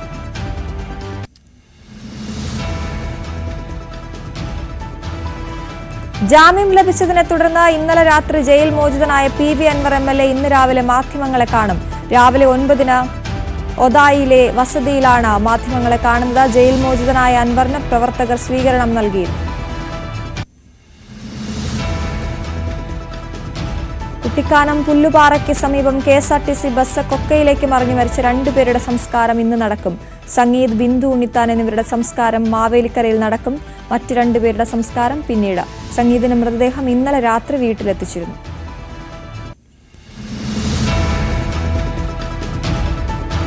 CPM സംസ്ഥാന നേതൃയോഗം ഇന്നും തുടരും. ഇന്നലെ സെക്രട്ടേറിയറ്റിന് ശേഷം ഇന്ന് സംസ്ഥാന കമ്മിറ്റി ചേരും. ജില്ലാ സമ്മേളനങ്ങളുടെ വിലയിരുത്തലാണ് മുഖ്യ അജണ്ട. സംസ്ഥാന സമ്മേളനത്തിൽ അവതരിപ്പിക്കേണ്ട റിപ്പോർട്ടുകളുടെ കരട് ഇന്നലെ ചേർന്ന സംസ്ഥാന സെക്രട്ടേറിയറ്റ് ചർച്ച ചെയ്തു. PV അൻവറിന്റെ അറസ്റ്റും പെരിയ കേസിൽ CPM നേതാക്കൾ ശിക്ഷിക്കപ്പെട്ടതും ചർച്ചയ്ക്ക് വന്നേക്കും.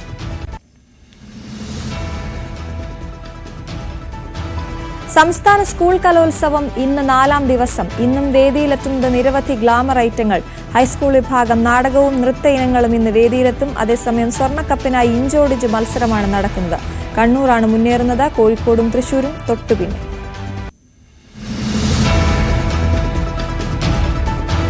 നിയമസഭാ പുസ്തകോത്സവത്തിന്റെ 3ാം എഡിഷൻ ഇന്ന് തുടക്കമാകും. നിയമസഭയിലെ ശങ്കരനാരായണൻ തമ്പി ഹാളിൽ മുഖ്യമന്ത്രി പിണറായി വിജയൻ ഉദ്ഘാടനം ചെയ്യും. സ്റ്റാളുകളുടെ ഉദ്ഘാടനം സ്പീക്കർ AN ഷംസീർ നിർവഹിക്കും. മലയാള സാഹിത്യത്തിന് നിസ്തുല സംഭാവന നൽകിയ M മുകുന്ദന് മുഖ്യമന്ത്രി നിയമസഭാ അവാർഡ് സമ്മാനിക്കും. കർണാടക സ്പീക്കർ UT ഖാദർ ഫരീദ് മുഖ്യാതിഥിയാകും. 13 വരെയാണ് പുസ്തകോത്സവം.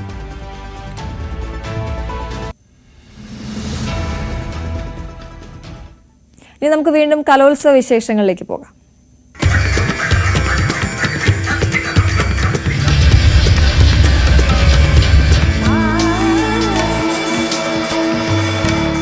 അനന്തകല Kerala school Kalolsavam powered by GTech computer education.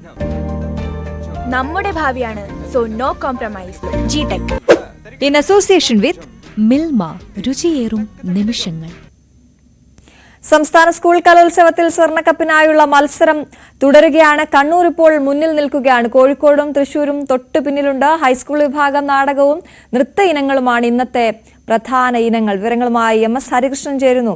Hari, good morning. ഇന്ന് നാടക മത്സരം കഴിഞ്ഞ ദിവസം ഉണ്ടായിരുന്നപ്പോൾ വലിയ തിരക്കുണ്ടായിരുന്നു. പക്ഷെ അന്ന് ഞായറാഴ്ചയായിരുന്നു. ഇന്നിപ്പോൾ വർക്കിംഗ് ഡേ ആണ്. അതുകൊണ്ട് തന്നെ നാടക മത്സരം എത്രത്തോളം കാണികൾ എത്തുമെന്നുള്ളത് നമുക്ക് നോക്കിക്കാണാം. എവിടെയാണ് ഹരി ഉള്ളത്?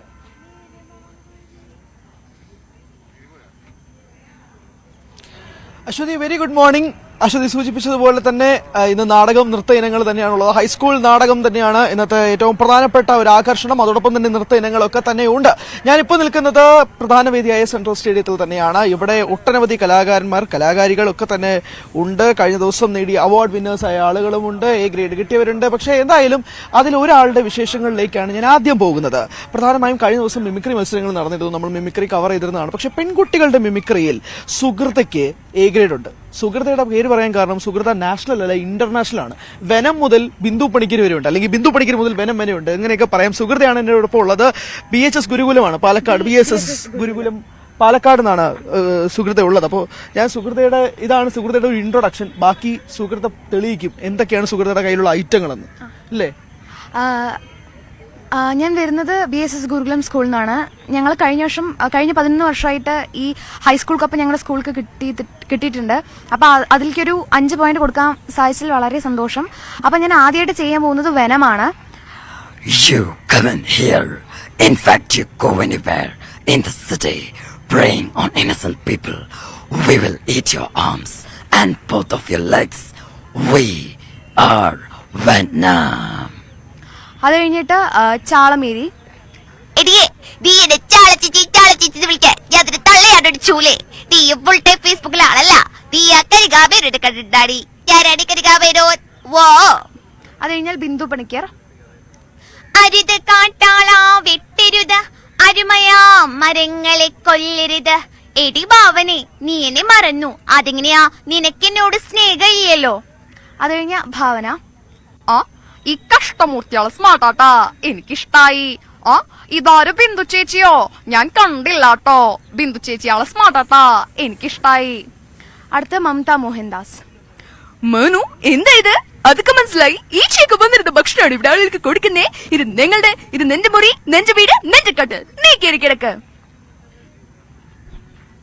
അങ്ങനെ മമത മോഹൻദാസ്, ബിന്ദു പണിക്കർ, അങ്ങനെ ഒരു വൻ താരനിര തന്നെ ഉണ്ടല്ലോ. ഏകദേശം ഞാൻ ഒരു 2020 സിനിമ കണ്ടതുപോലെ തന്നെയുണ്ട്. പക്ഷേ ഈ താരങ്ങളൊക്കെ തന്നെ മാറ്റിയെടുത്ത് ഒരു ബീറ്റ് ബോക്സ് ഐറ്റം ഇല്ലേ? ഇപ്പൊ ഏറ്റവും കൂടുതൽ വൈറലായി നിൽക്കുന്നത് മിമിക്രി വേദികളിൽ ബീറ്റ് ബോക്സ് ആണ്. അത് സുഹൃത്തേക്ക് അടിപൊളിയായിട്ട് ചെയ്യാൻ പറ്റും. സുഹൃത, ഒന്ന് നമുക്കൊരു ടീസർ ഇറക്കിയാലോ?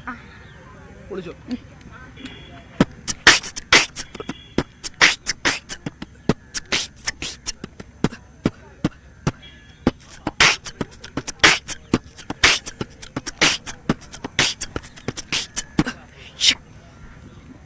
അപ്പൊ ഈ സുഹൃത തന്നെയാണ് കഴിഞ്ഞ വർഷത്തെയും എ ഗ്രേഡ് വിന്നർ ആയിരുന്നല്ലേ സുഹൃത? കൺഗ്രാറ്റ് സുഹൃത.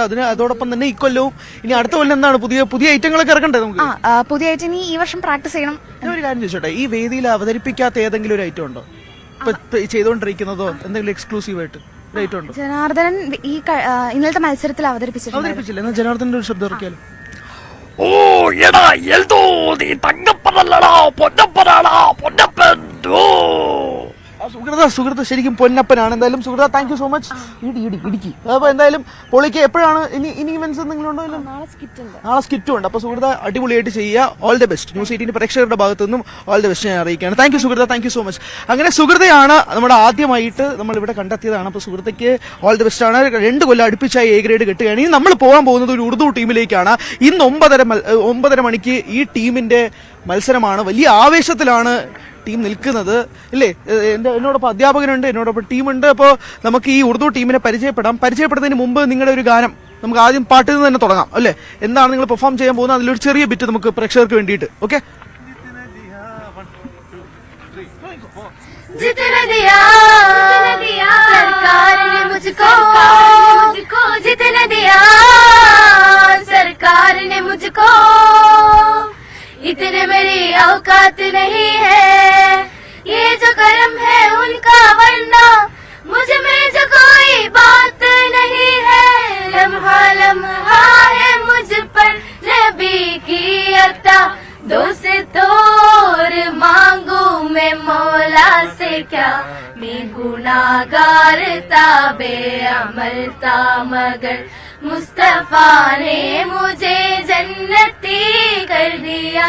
लम्हा लम्हा है मुझ पर नबी की अता, दोस्त और मांगू मैं मौला से क्या, क्या ये कम है भला, क्या ये कम है भला, क्या ये कम है भला, क्या ये कम है भला, क्या ये कम है कि मेरे खुदा ने मुझे अपने महबूब का उम्मती कर दिया।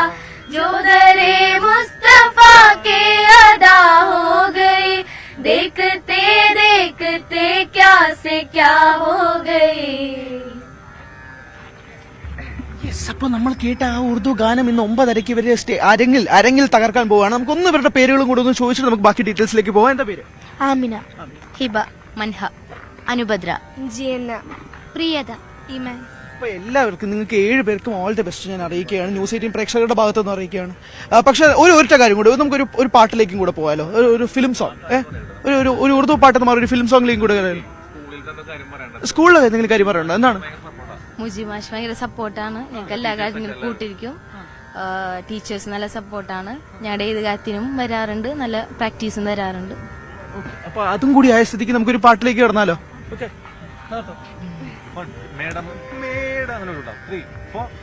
മേടമഞ്ഞും മൂടി കുന്നും പൊയ്കയും പാലിലാവിൻ ശയ്യയിൽ മയങ്ങും വേളയിൽ താരം പോയ നിന്നിൽ മേയും നോവുമായി താനെ വീണുറങ്ങൂ തെന്നൽ കന്യകേ.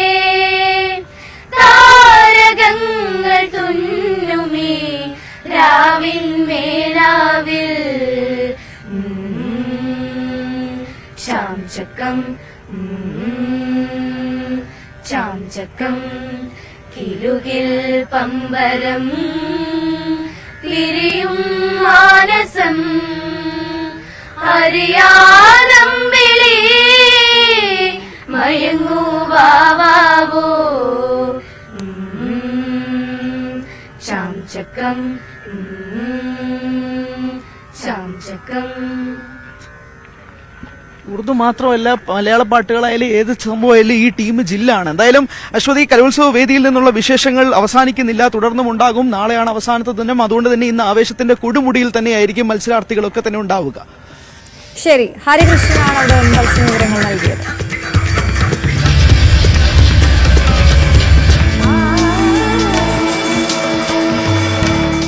അനന്തകല Kerala school Kalolsavam powered by ജിടെക് കമ്പ്യൂട്ടർ എഡ്യൂക്കേഷൻ. നമ്മുടെ ഭാവിയാണ്, സോ നോ കോംപ്രമൈസ്. ജിടെക് ഇൻ അസോസിയേഷൻ വിത്ത് മിൽമ, രുചിയേറും നിമിഷങ്ങൾ. ഇനി മറ്റൊരു വാർത്തയിലേക്ക് നമ്മൾ പോവുകയാണ്. സമസ്തയുടെ പ്രത്യേക മുഷാവറ യോഗം ഇന്ന് കോഴിക്കോട് നടക്കും. വിവാദ വിഷയങ്ങളിൽ തീരുമാനമെടുക്കുന്നതിനാണ് യോഗം. കഴിഞ്ഞ മുഷാവറ യോഗത്തിൽ നിന്നും അധ്യക്ഷൻ ജിഫ്രി തങ്ങൾ ഇറങ്ങിപ്പോയതായി ഒരു വിഭാഗം ആരോപിച്ച ശേഷം ചേരുന്ന യോഗമാണിത്. ഏറെ വിവാദങ്ങളും കൊമ്പുകോർക്കലുകളുമാണ് കഴിഞ്ഞ മുഷാവറ യോഗത്തിലും ഉണ്ടായത്. MS അനീഷ് കുമാറാണ് വാർത്തയുടെ വിശദാംശങ്ങൾ നൽകുക. അനീഷ്, ഇന്ന് യോഗം ചേരുമ്പോൾ കഴിഞ്ഞ തവണത്തേതുപോലെയുള്ള തർക്കങ്ങളും ചർച്ചകളും ഒക്കെ അവിടെ ഉണ്ടാകുമെന്ന് പ്രതീക്ഷിക്കുന്നുണ്ട്. എന്തൊക്കെയാണ് വിവരങ്ങൾ? അശ്വതി, സമസ്തയ്ക്കുള്ളിൽ ഇപ്പോൾ 2 വിഭാഗമായി, അതായത് ലീഗിനെ അനുകൂലിക്കുന്നവരും പ്രതികൂലിക്കുന്നവരും എന്ന വിഭാഗമായി പരസ്പരം പോരടിക്കുന്ന കാഴ്ചയാണ് കാണുന്നത്. കഴിഞ്ഞ തവണ മുഷാവറ യോഗം ചേർന്നപ്പോൾ ഇത്തരത്തിൽ പരസ്പരം പോരടിക്കുന്ന 2 വിഭാഗങ്ങളിലെ ബഹാവുദ്ദീൻ നദ്വിക്കും ഒപ്പം ഉമർ ഫൈസി മുക്കത്തിനുമെതിരെ നടപടി ആവശ്യപ്പെട്ട് പരസ്പരം രംഗത്തെത്തുകയായിരുന്നു. ഇതേ തുടർന്ന് ഇരുവരും യോഗത്തിൽ കൊമ്പ് കോർക്കുകയും വാക്കേറ്റം ഉണ്ടാവുകയും ചെയ്തു. പക്ഷേ വിവാദ വിഷയങ്ങൾ പിന്നീട് ചർച്ച ചെയ്യാം എന്നൊരു തീരുമാനത്തിലേക്ക് സമസ്ത അധ്യക്ഷൻ ജിഫ്രി മുത്തുക്കോയ തങ്ങൾ മാറുകയായിരുന്നു. എന്നാൽ ഈ യോഗത്തിന് ശേഷം ബഹാവുദ്ദീൻ നദ്വി പുറത്ത് പറഞ്ഞത് യോഗത്തിൽ നിന്നും ജിഫ്രി മുത്തുക്കോയ തങ്ങൾ ഇറങ്ങിപ്പോയി, അദ്ദേഹത്തിന് കള്ളൻ പ്രയോഗം നടത്തി ഉമർ ഫൈസി മുക്കം ആക്ഷേപിക്കുന്ന ഒരു സാഹചര്യം ഉണ്ടായി എന്നാണ്. ഇത്തരമൊരു ആക്ഷേപം ഉണ്ടായ സാഹചര്യത്തിൽ യോഗം പാതി വഴിയിലാക്കി ജിഫ്രി മുത്തുക്കോയ തങ്ങൾ ഇറങ്ങിപ്പോയി എന്ന ഒരു വിമർശനം അല്ലെങ്കിൽ അത്തരമൊരു കാര്യം പുറത്തു വെളിപ്പെടുത്തി. പക്ഷേ ഇത്തരത്തിലെ ഈ മുഷാവറ യോഗത്തിനുള്ളിൽ നടക്കുന്ന കാര്യങ്ങൾ പുറത്തു പറയുന്നത് അനുചിതമെന്ന ഒരു നിലപാടാണ് ഒരു പ്രബല വിഭാഗം ഉന്നയിച്ചിരിക്കുന്നത്. എന്നാലും ഈ യോഗത്തിന് ശേഷം മാധ്യമങ്ങളെ കണ്ട് മുഷാവറ യോഗത്തിന്റെ കാര്യങ്ങൾ വിശദീകരിച്ച് വിവാദ വിഷയങ്ങൾ ചർച്ച ചെയ്യാനായി ഒരു അടിയന്തര പ്രത്യേക യോഗം വിളിച്ചു ചേർക്കും എന്നറിയിച്ചിട്ടാണ് അദ്ദേഹം പോവുകയും ചെയ്തത്. ഇതിന്റെ അടിസ്ഥാനത്തിലാണ് ഇന്ന് യോഗം വിളിച്ചു ചേർക്കുന്നത്. ഒപ്പം ഈ അധ്യക്ഷൻ ഇറങ്ങിപ്പോയി എന്നടക്കമുള്ള ചില പ്രചാരണങ്ങൾ ഉണ്ടായത് ശരിയായില്ല, അത്തരമൊരു സംഭവം ഉണ്ടായിട്ടില്ല എന്ന വിശദീകരണം പിന്നീട് സമസ്ത വാർത്താക്കുറിപ്പിൽ നൽകുകയും ചെയ്തിരുന്നു. ഏതായാലും ഇന്ന് നടക്കുന്ന ഈ യോഗത്തിൽ, ഇന്നത്തെ മുഷാവറ യോഗത്തിൽ ബഹാവുദ്ദീൻ പങ്കെടുക്കില്ല എന്നാണ് നമുക്ക് മനസ്സിലാക്കാൻ കഴിയുന്നത്. കാരണം അദ്ദേഹം വൈസ് ചാൻസലറായ ഒരു സർവകലാശാലയുടെ ബിരുദദാന ചടങ്ങും അല്ലെങ്കിൽ അതുകൊണ്ടുള്ളൊരു റൂബി ജൂബിലിയുടെ ഭാഗമായുള്ളൊരു അന്തർദേശീയ സെമിനാർ ഇന്ന് നടക്കുകയാണ്. അദ്ദേഹം ആ ചടങ്ങിൽ പങ്കെടുക്കുന്നുണ്ട്. അതുകൊണ്ട് അദ്ദേഹം ഇന്നത്തെ യോഗത്തിൽ പങ്കെടുത്തേക്കില്ല എന്ന വിവരമാണ് ലഭിക്കുന്നത്. അദ്ദേഹത്തിന്റെ അസൗകര്യം, അദ്ദേഹത്തിന് പങ്കെടുക്കാൻ കഴിയാത്ത ഒരു ദിനം നോക്കിയാണ് ഇന്നത്തെ യോഗം സംഘടിപ്പിച്ചിരിക്കുന്നത് എന്നൊരു വിമർശനവും ഉയർന്നു വരുന്നുണ്ട്. എന്തായാലും അദ്ദേഹവും അനുകൂലിക്കുന്നവരും ഇല്ലെങ്കിൽ ചേരിതിരിഞ്ഞുള്ള ഒരു ഏറ്റുമുട്ടലിലേക്ക് മാറാനുള്ള സാധ്യത കുറവാണ്. പക്ഷേ അദ്ദേഹത്തിനെതിരെ എന്തെങ്കിലും നടപടി ഇന്നത്തെ യോഗത്തിൽ ഉണ്ടാകുമോ എന്നതാണ് കാത്തിരുന്ന് കാണേണ്ടത്. ശരി, അനീഷ് ഒന്ന് തുടരണം. കർണാടക RTC ബസ്സിൽ യുവതിക്ക് നേരെ ലൈംഗികാതിക്രമം നടത്തിയ ആൾ പിടിയിൽ. മലപ്പുറം ഈശ്വരമംഗലം സ്വദേശി മുസ്തഫയാണ് പിടിയിലായത്. അനീഷ് തുടരുന്നുണ്ട്. അനീഷ്, ഈ വാർത്തയുടെ വിശദാംശങ്ങൾ. കർണാടക RTC ബസ്സിൽ വെച്ചാണ് ഈ യുവതിക്ക് നേരെ അതിക്രമ ശ്രമമുണ്ടായത്. ആ ബസ് പുറപ്പെട്ട് എടപ്പാളിനും കോഴിക്കോടിനും ഇടയ്ക്കുള്ള സ്ഥലത്ത് എത്തിയപ്പോൾ ഒരു മലപ്പുറം ഈശ്വരമംഗലം സ്വദേശിയായ മുസ്തഫ എന്നയാൾ ഈ പെൺകുട്ടിയോട് അപകീർത്തികരമായി അല്ലെങ്കിൽ ലൈംഗിക അതിക്രമം ചെയ്യുകയായിരുന്നു. ബസ് കോഴിക്കോട് എത്തിയപ്പോൾ ഈ പെൺകുട്ടി പരാതി നൽകി. കോട്ടയം സ്വദേശിയായ പെൺകുട്ടിയാണ്. കർണാടകയിലെ ഹസനിലേക്ക് പോകുന്ന ബസ്സുമായിരുന്നു. ഏതായാലും പെൺകുട്ടിയുടെ പരാതിയുടെ അടിസ്ഥാനത്തിൽ പോലീസ് ഉടൻ തന്നെ ഇയാളെ കസ്റ്റഡിയിലെടുക്കുകയും അറസ്റ്റ് രേഖപ്പെടുത്തുകയുമായിരുന്നു. ശരി.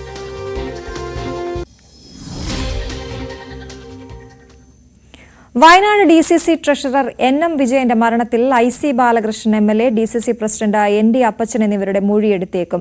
വിജയൻ എഴുതിയ ആത്മഹത്യാക്കുറിപ്പിൽ നിരവധി സാമ്പത്തിക ആരോപണങ്ങൾ പരാമർശിച്ചിരുന്നു. ബത്തേരി അർബൻ സഹകരണ ബാങ്ക്, സർവീസ് സഹകരണ ബാങ്ക് എന്നിവിടങ്ങളിലെ നിയമനങ്ങൾക്കായി IC ബാലകൃഷ്ണൻ നിർദ്ദേശപ്രകാരം 7 ലക്ഷം രൂപ കൈപ്പറ്റിയെന്നും ND അപ്പച്ചന് വേണ്ടി കോഴ വാങ്ങിയതിന്റെ പേരിൽ 18 ലക്ഷം രൂപ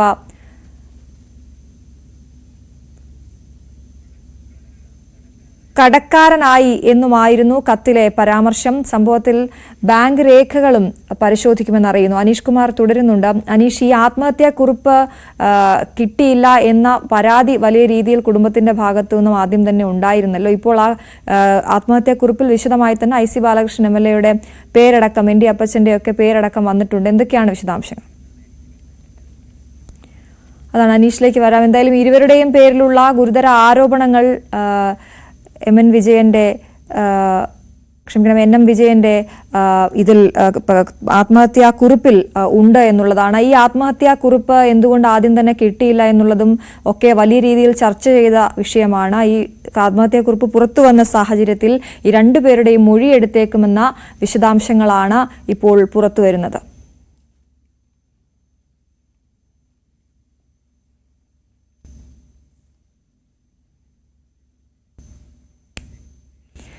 MLA മൊഴിയെടുത്തേക്കുമെന്ന വാർത്തയാണിപ്പോൾ, വിവരങ്ങളാണിപ്പോൾ പുറത്തു വരുന്നത്. ND അപ്പച്ചന്റെയും മൊഴിയെടുത്തേക്കും. അനീഷ് ചേരുന്നുണ്ട്. അനീഷ്, ഈ ആത്മഹത്യാക്കുറിപ്പ് കാണുന്നില്ലെന്നായിരുന്നല്ലോ ആദ്യത്തെ വലിയ പരാതി. ഇപ്പോൾ ഈ കുറിപ്പ് കണ്ടെത്തിയപ്പോൾ അതിൽ കൃത്യമായി ഇവരുടെ രണ്ടുപേർക്കെതിരെയും മൊഴിയുണ്ട്. അശ്വതി, തീർച്ചയായും വലിയ പ്രതിസന്ധിയിലേക്കാണ് വയനാട്ടിലെ കോൺഗ്രസ് നേതൃത്വം പോകുന്നത്. കാരണം ഈ വിജയന്റെ മരണശേഷം തന്നെ ഇത്തരത്തിൽ IC ബാലകൃഷ്ണൻ അടക്കമുള്ളവർക്കെതിരെ വിജയന് പരാതി ഉണ്ട് എന്നൊരു ആക്ഷേപം ഉയർന്നിരുന്നു. പക്ഷേ ഇക്കാര്യങ്ങൾ ബാലകൃഷ്ണൻ തള്ളുന്ന ഒരു നിലപാടാണ്, MLA തള്ളുന്ന ഒരു നിലപാടാണ് ഉണ്ടായത്. കാരണം ഈ പണം നൽകിയ ആളുകളുമായി, നിയമനത്തിനായി കോഴ നൽകിയ ആളുകളുമായി എന്തെങ്കിലും തരത്തിലുള്ള കരാറുകൾ ആരെങ്കിലും ഉണ്ടാക്കിയാൽ അതിൽ തനിക്ക് യാതൊരു ഉത്തരവാദിത്വവുമില്ല.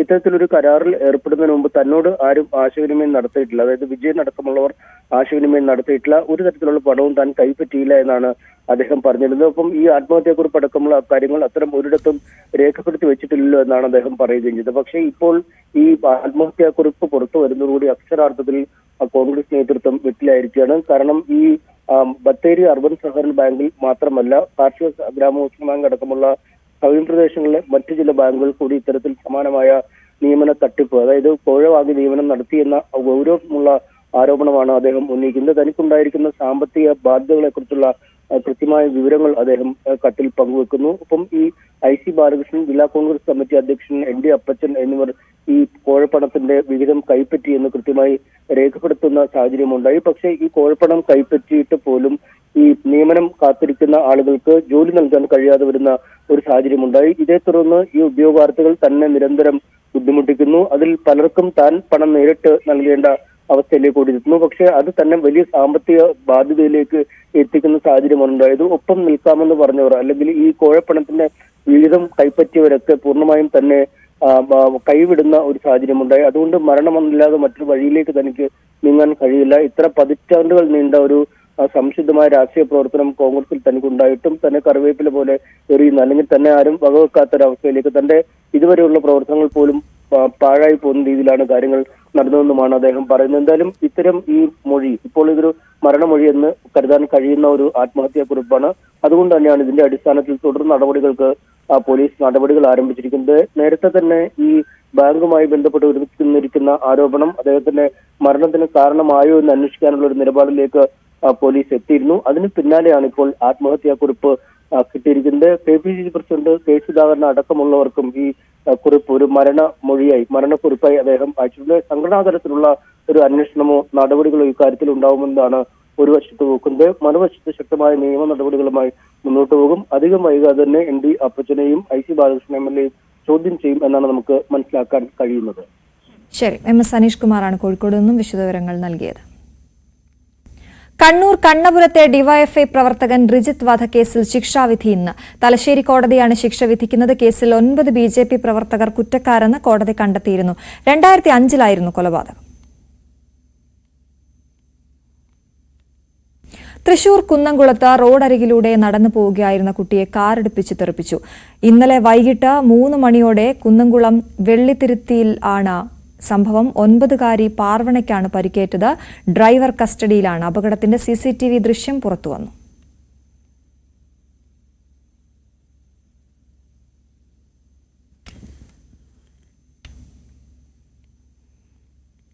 രാജ്യത്ത് 5 കുട്ടികൾക്ക് HMPV സ്ഥിരീകരിച്ചു. ബംഗളൂരു, സേലം, ചെന്നൈ, അഹമ്മദാബാദ് എന്നിവിടങ്ങളിലാണ് രോഗം സ്ഥിരീകരിച്ചത്. എല്ലാവരുടെയും നില തൃപ്തികരമാണ്.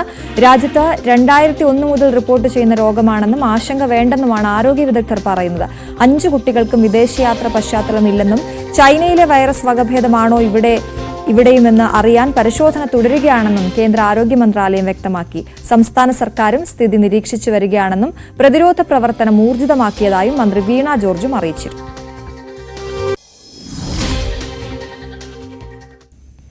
മഹാരാഷ്ട്രയിൽ മഹായുതി സർക്കാരിന് അധികാരം നിലനിർത്താൻ സഹായകമായി പറയപ്പെടുന്ന ലഡ്കി ബഹിൻ പദ്ധതിയിൽ നിന്ന് 20 ലക്ഷം പേർ പുറത്താകും. 2.63 കോടി ആളുകളാണ് നിലവിൽ പദ്ധതിയുടെ ആനുകൂല്യം പറ്റുന്നത്. ഇതിൽ നിന്നാണ് സർക്കാർ 20 ലക്ഷം ആളുകളെ വെട്ടിമാറ്റുന്നത്. ഏക്നാഥ് ഷിൻഡെ സർക്കാരാണ് പാവപ്പെട്ട സ്ത്രീകൾക്ക് പ്രതിമാസം 1500 രൂപ നൽകുന്ന പദ്ധതിക്ക് തുടക്കം കുറിച്ചത്. വീണ്ടും തിരഞ്ഞെടുക്കപ്പെട്ടാൽ ഈ സഹായം 2100 രൂപയായി വർദ്ധിപ്പിക്കുമെന്ന് തെരഞ്ഞെടുപ്പ് പ്രചാരണ വേളയിൽ ഷിൻഡെ വാഗ്ദാനം ചെയ്യുകയും ചെയ്തിരുന്നു. 2.47 കോടി ഗുണഭോക്താക്കളായിരുന്നു ആദ്യമുണ്ടായിരുന്നത്.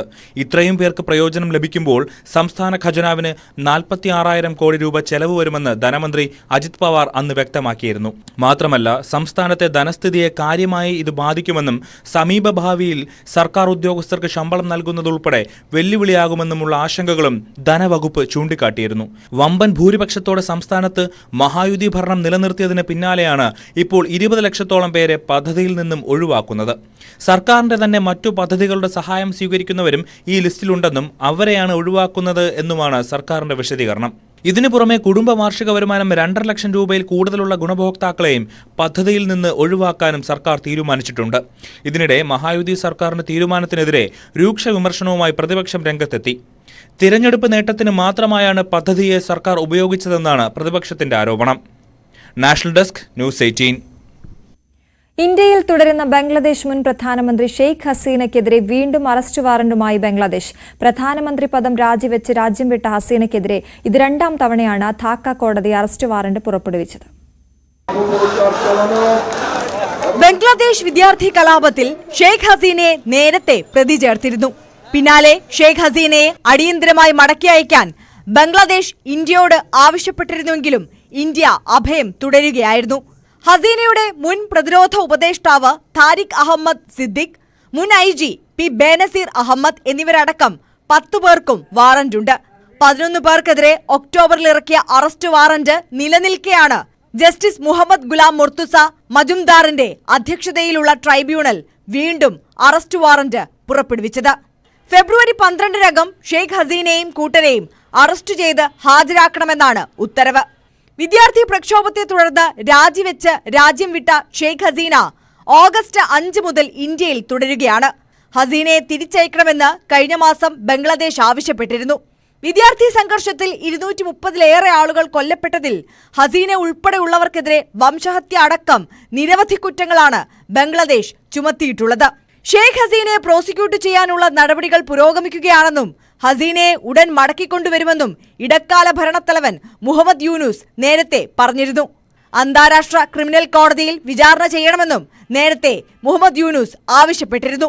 മുഹമ്മദ് യൂനുസുമായുള്ള കൂടിക്കാഴ്ചയ്ക്ക് ശേഷം ബംഗ്ലാദേശിലെ അന്താരാഷ്ട്ര ക്രൈംസ് ട്രൈബ്യൂണലുമായി സഹകരിക്കാൻ ICCക്ക് താൽപര്യമുണ്ടെന്ന് ICC prosecutor Karim A Khan വ്യക്തമാക്കിയിരുന്നു.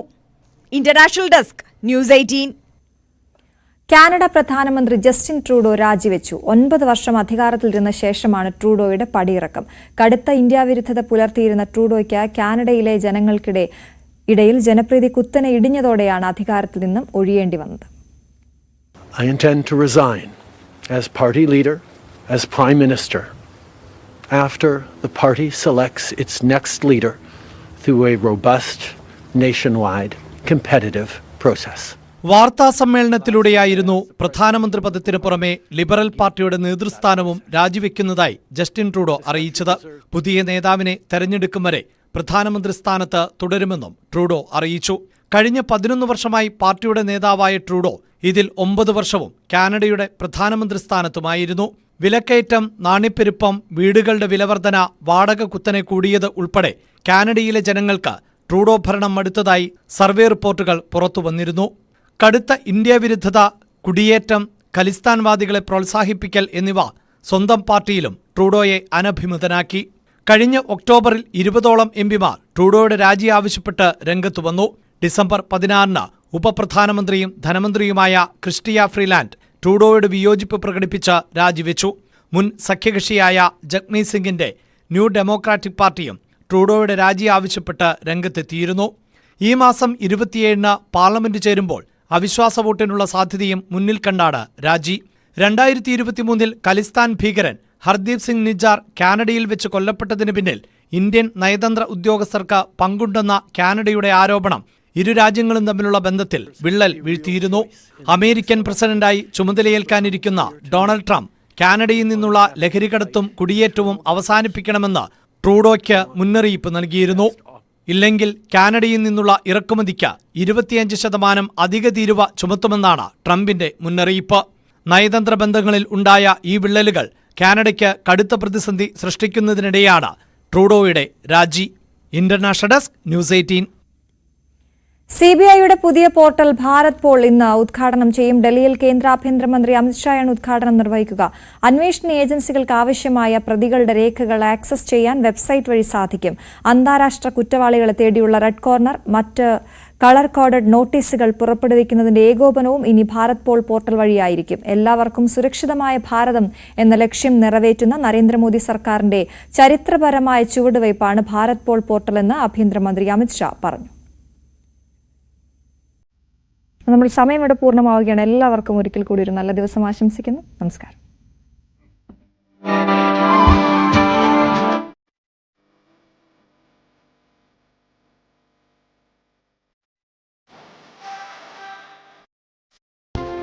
അപർണ, ഇപ്പോൾ ഏറ്റവും പുതിയതായിട്ട് നമുക്ക് ലഭ്യമായ ഒരു വിവരം അൻവറിൻ്റെ ജാമ്യ വ്യവസ്ഥയാണ്. ഒന്നിടവിട്ട ബുധനാഴ്ചകളിൽ അദ്ദേഹം അന്വേഷണ ഉദ്യോഗസ്ഥന് മുൻപാകെ ഹാജരാകണം. 50,000 രൂപയുടെ 2 ആൾജാമ്യം, അതുപോലെ തന്നെ പൊതുമുതൽ നശിപ്പിച്ചു എന്ന കുറ്റത്തിൽ 35,000 രൂപ കെട്ടിവെക്കുന്നത്. ഇങ്ങനെ 3 കണ്ടീഷനാണ് അദ്ദേഹത്തിന് മുൻപിൽ ഈ ജാമ്യം നൽകിയപ്പോൾ കോടതി വച്ചിരിക്കുന്നത്. സാധാരണ മറ്റ് ജാമ്യം നൽകുന്ന ഘട്ടത്തിൽ ഉണ്ടാകുന്ന നിർദ്ദേശങ്ങൾ മാത്രമാണ് ഇതിലുള്ളത്. ആ PDPP വകുപ്പുകൾ പ്രകാരമാണ് ഈ പൊതുമുതൽ നശിപ്പിച്ച കുറ്റത്തിനാണ് 35,000 രൂപ കെട്ടിവെക്കേണ്ടതുള്ളത്. മറ്റ് രണ്ടും സാധാരണ കോടതി ജാമ്യം നൽകുമ്പോൾ മുന്നോട്ട് വയ്ക്കുന്ന വ്യവസ്ഥകൾ തന്നെയാണ്. മറ്റ് കൂടുതൽ വിശദാംശങ്ങൾ ഈ ഉത്തരവിൻ്റെ ഭാഗമായിട്ട് വന്നിട്ടില്ല എന്നുള്ളതും പ്രധാനപ്പെട്ട ഒരു കാര്യമാണ്. പക്ഷേ നേരത്തെ നമ്മൾ സൂചിപ്പിച്ചത് വാദം നടന്നപ്പോൾ അൻവറിൻ്റെ അഭിഭാഷകർ മുന്നോട്ട് വെച്ച കാര്യങ്ങൾ കോടതിയെ അന്വേഷിക്കുകയും പോലീസിൻ്റെ കസ്റ്റഡി അപേക്ഷ നിരാകരിച്ചുകൊണ്ട് കോടതി നടത്തിയ നിരീക്ഷണങ്ങളുമാണ് നമ്മൾ നേരത്തെ പങ്കുവച്ചിരുന്നത്. അതിലേറ്റവും പ്രധാനപ്പെട്ട ഒരു കാര്യം, നേരത്തെ ഈ സംഭവം ഉണ്ടായ സമയം 12:30-ക്ക് കസ്റ്റഡിയിലെടുത്ത 4 പേരുടെ പേരുവിവരങ്ങൾ FIR-ൽ ഇല്ല.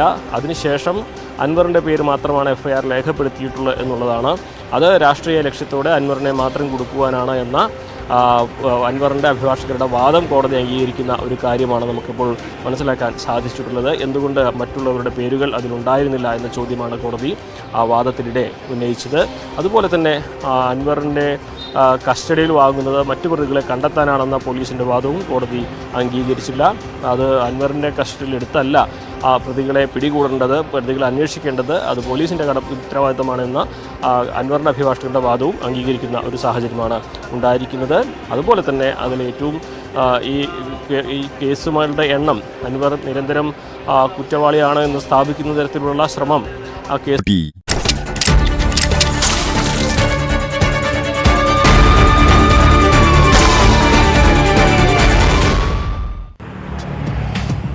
പ്രേതവും പ്രേതാലയവും ഒക്കെ കുട്ടികളെ പേടിപ്പെടുത്താനുള്ള ചെപ്പടി വിദ്യകളും കെട്ടുകഥകളുമാണെന്ന് പറയുമ്പോഴും അത്തരം കഥകൾ മെനയുന്ന ഇടങ്ങളിൽ ഒറ്റയ്ക്ക് പോകാൻ നമ്മളിൽ പലർക്കും ഭയം തോന്നാം. ആ സ്ഥലത്തെ അങ്ങനെ പ്രേതാലയമാക്കുന്നതിന് പിന്നിൽ പല കാരണങ്ങളുമുണ്ട്. സ്ഥലത്തിൻ്റെ പ്രത്യേകതകൾ, പറഞ്ഞു കേട്ട ചില കഥകൾ, പതിയെ ആൾ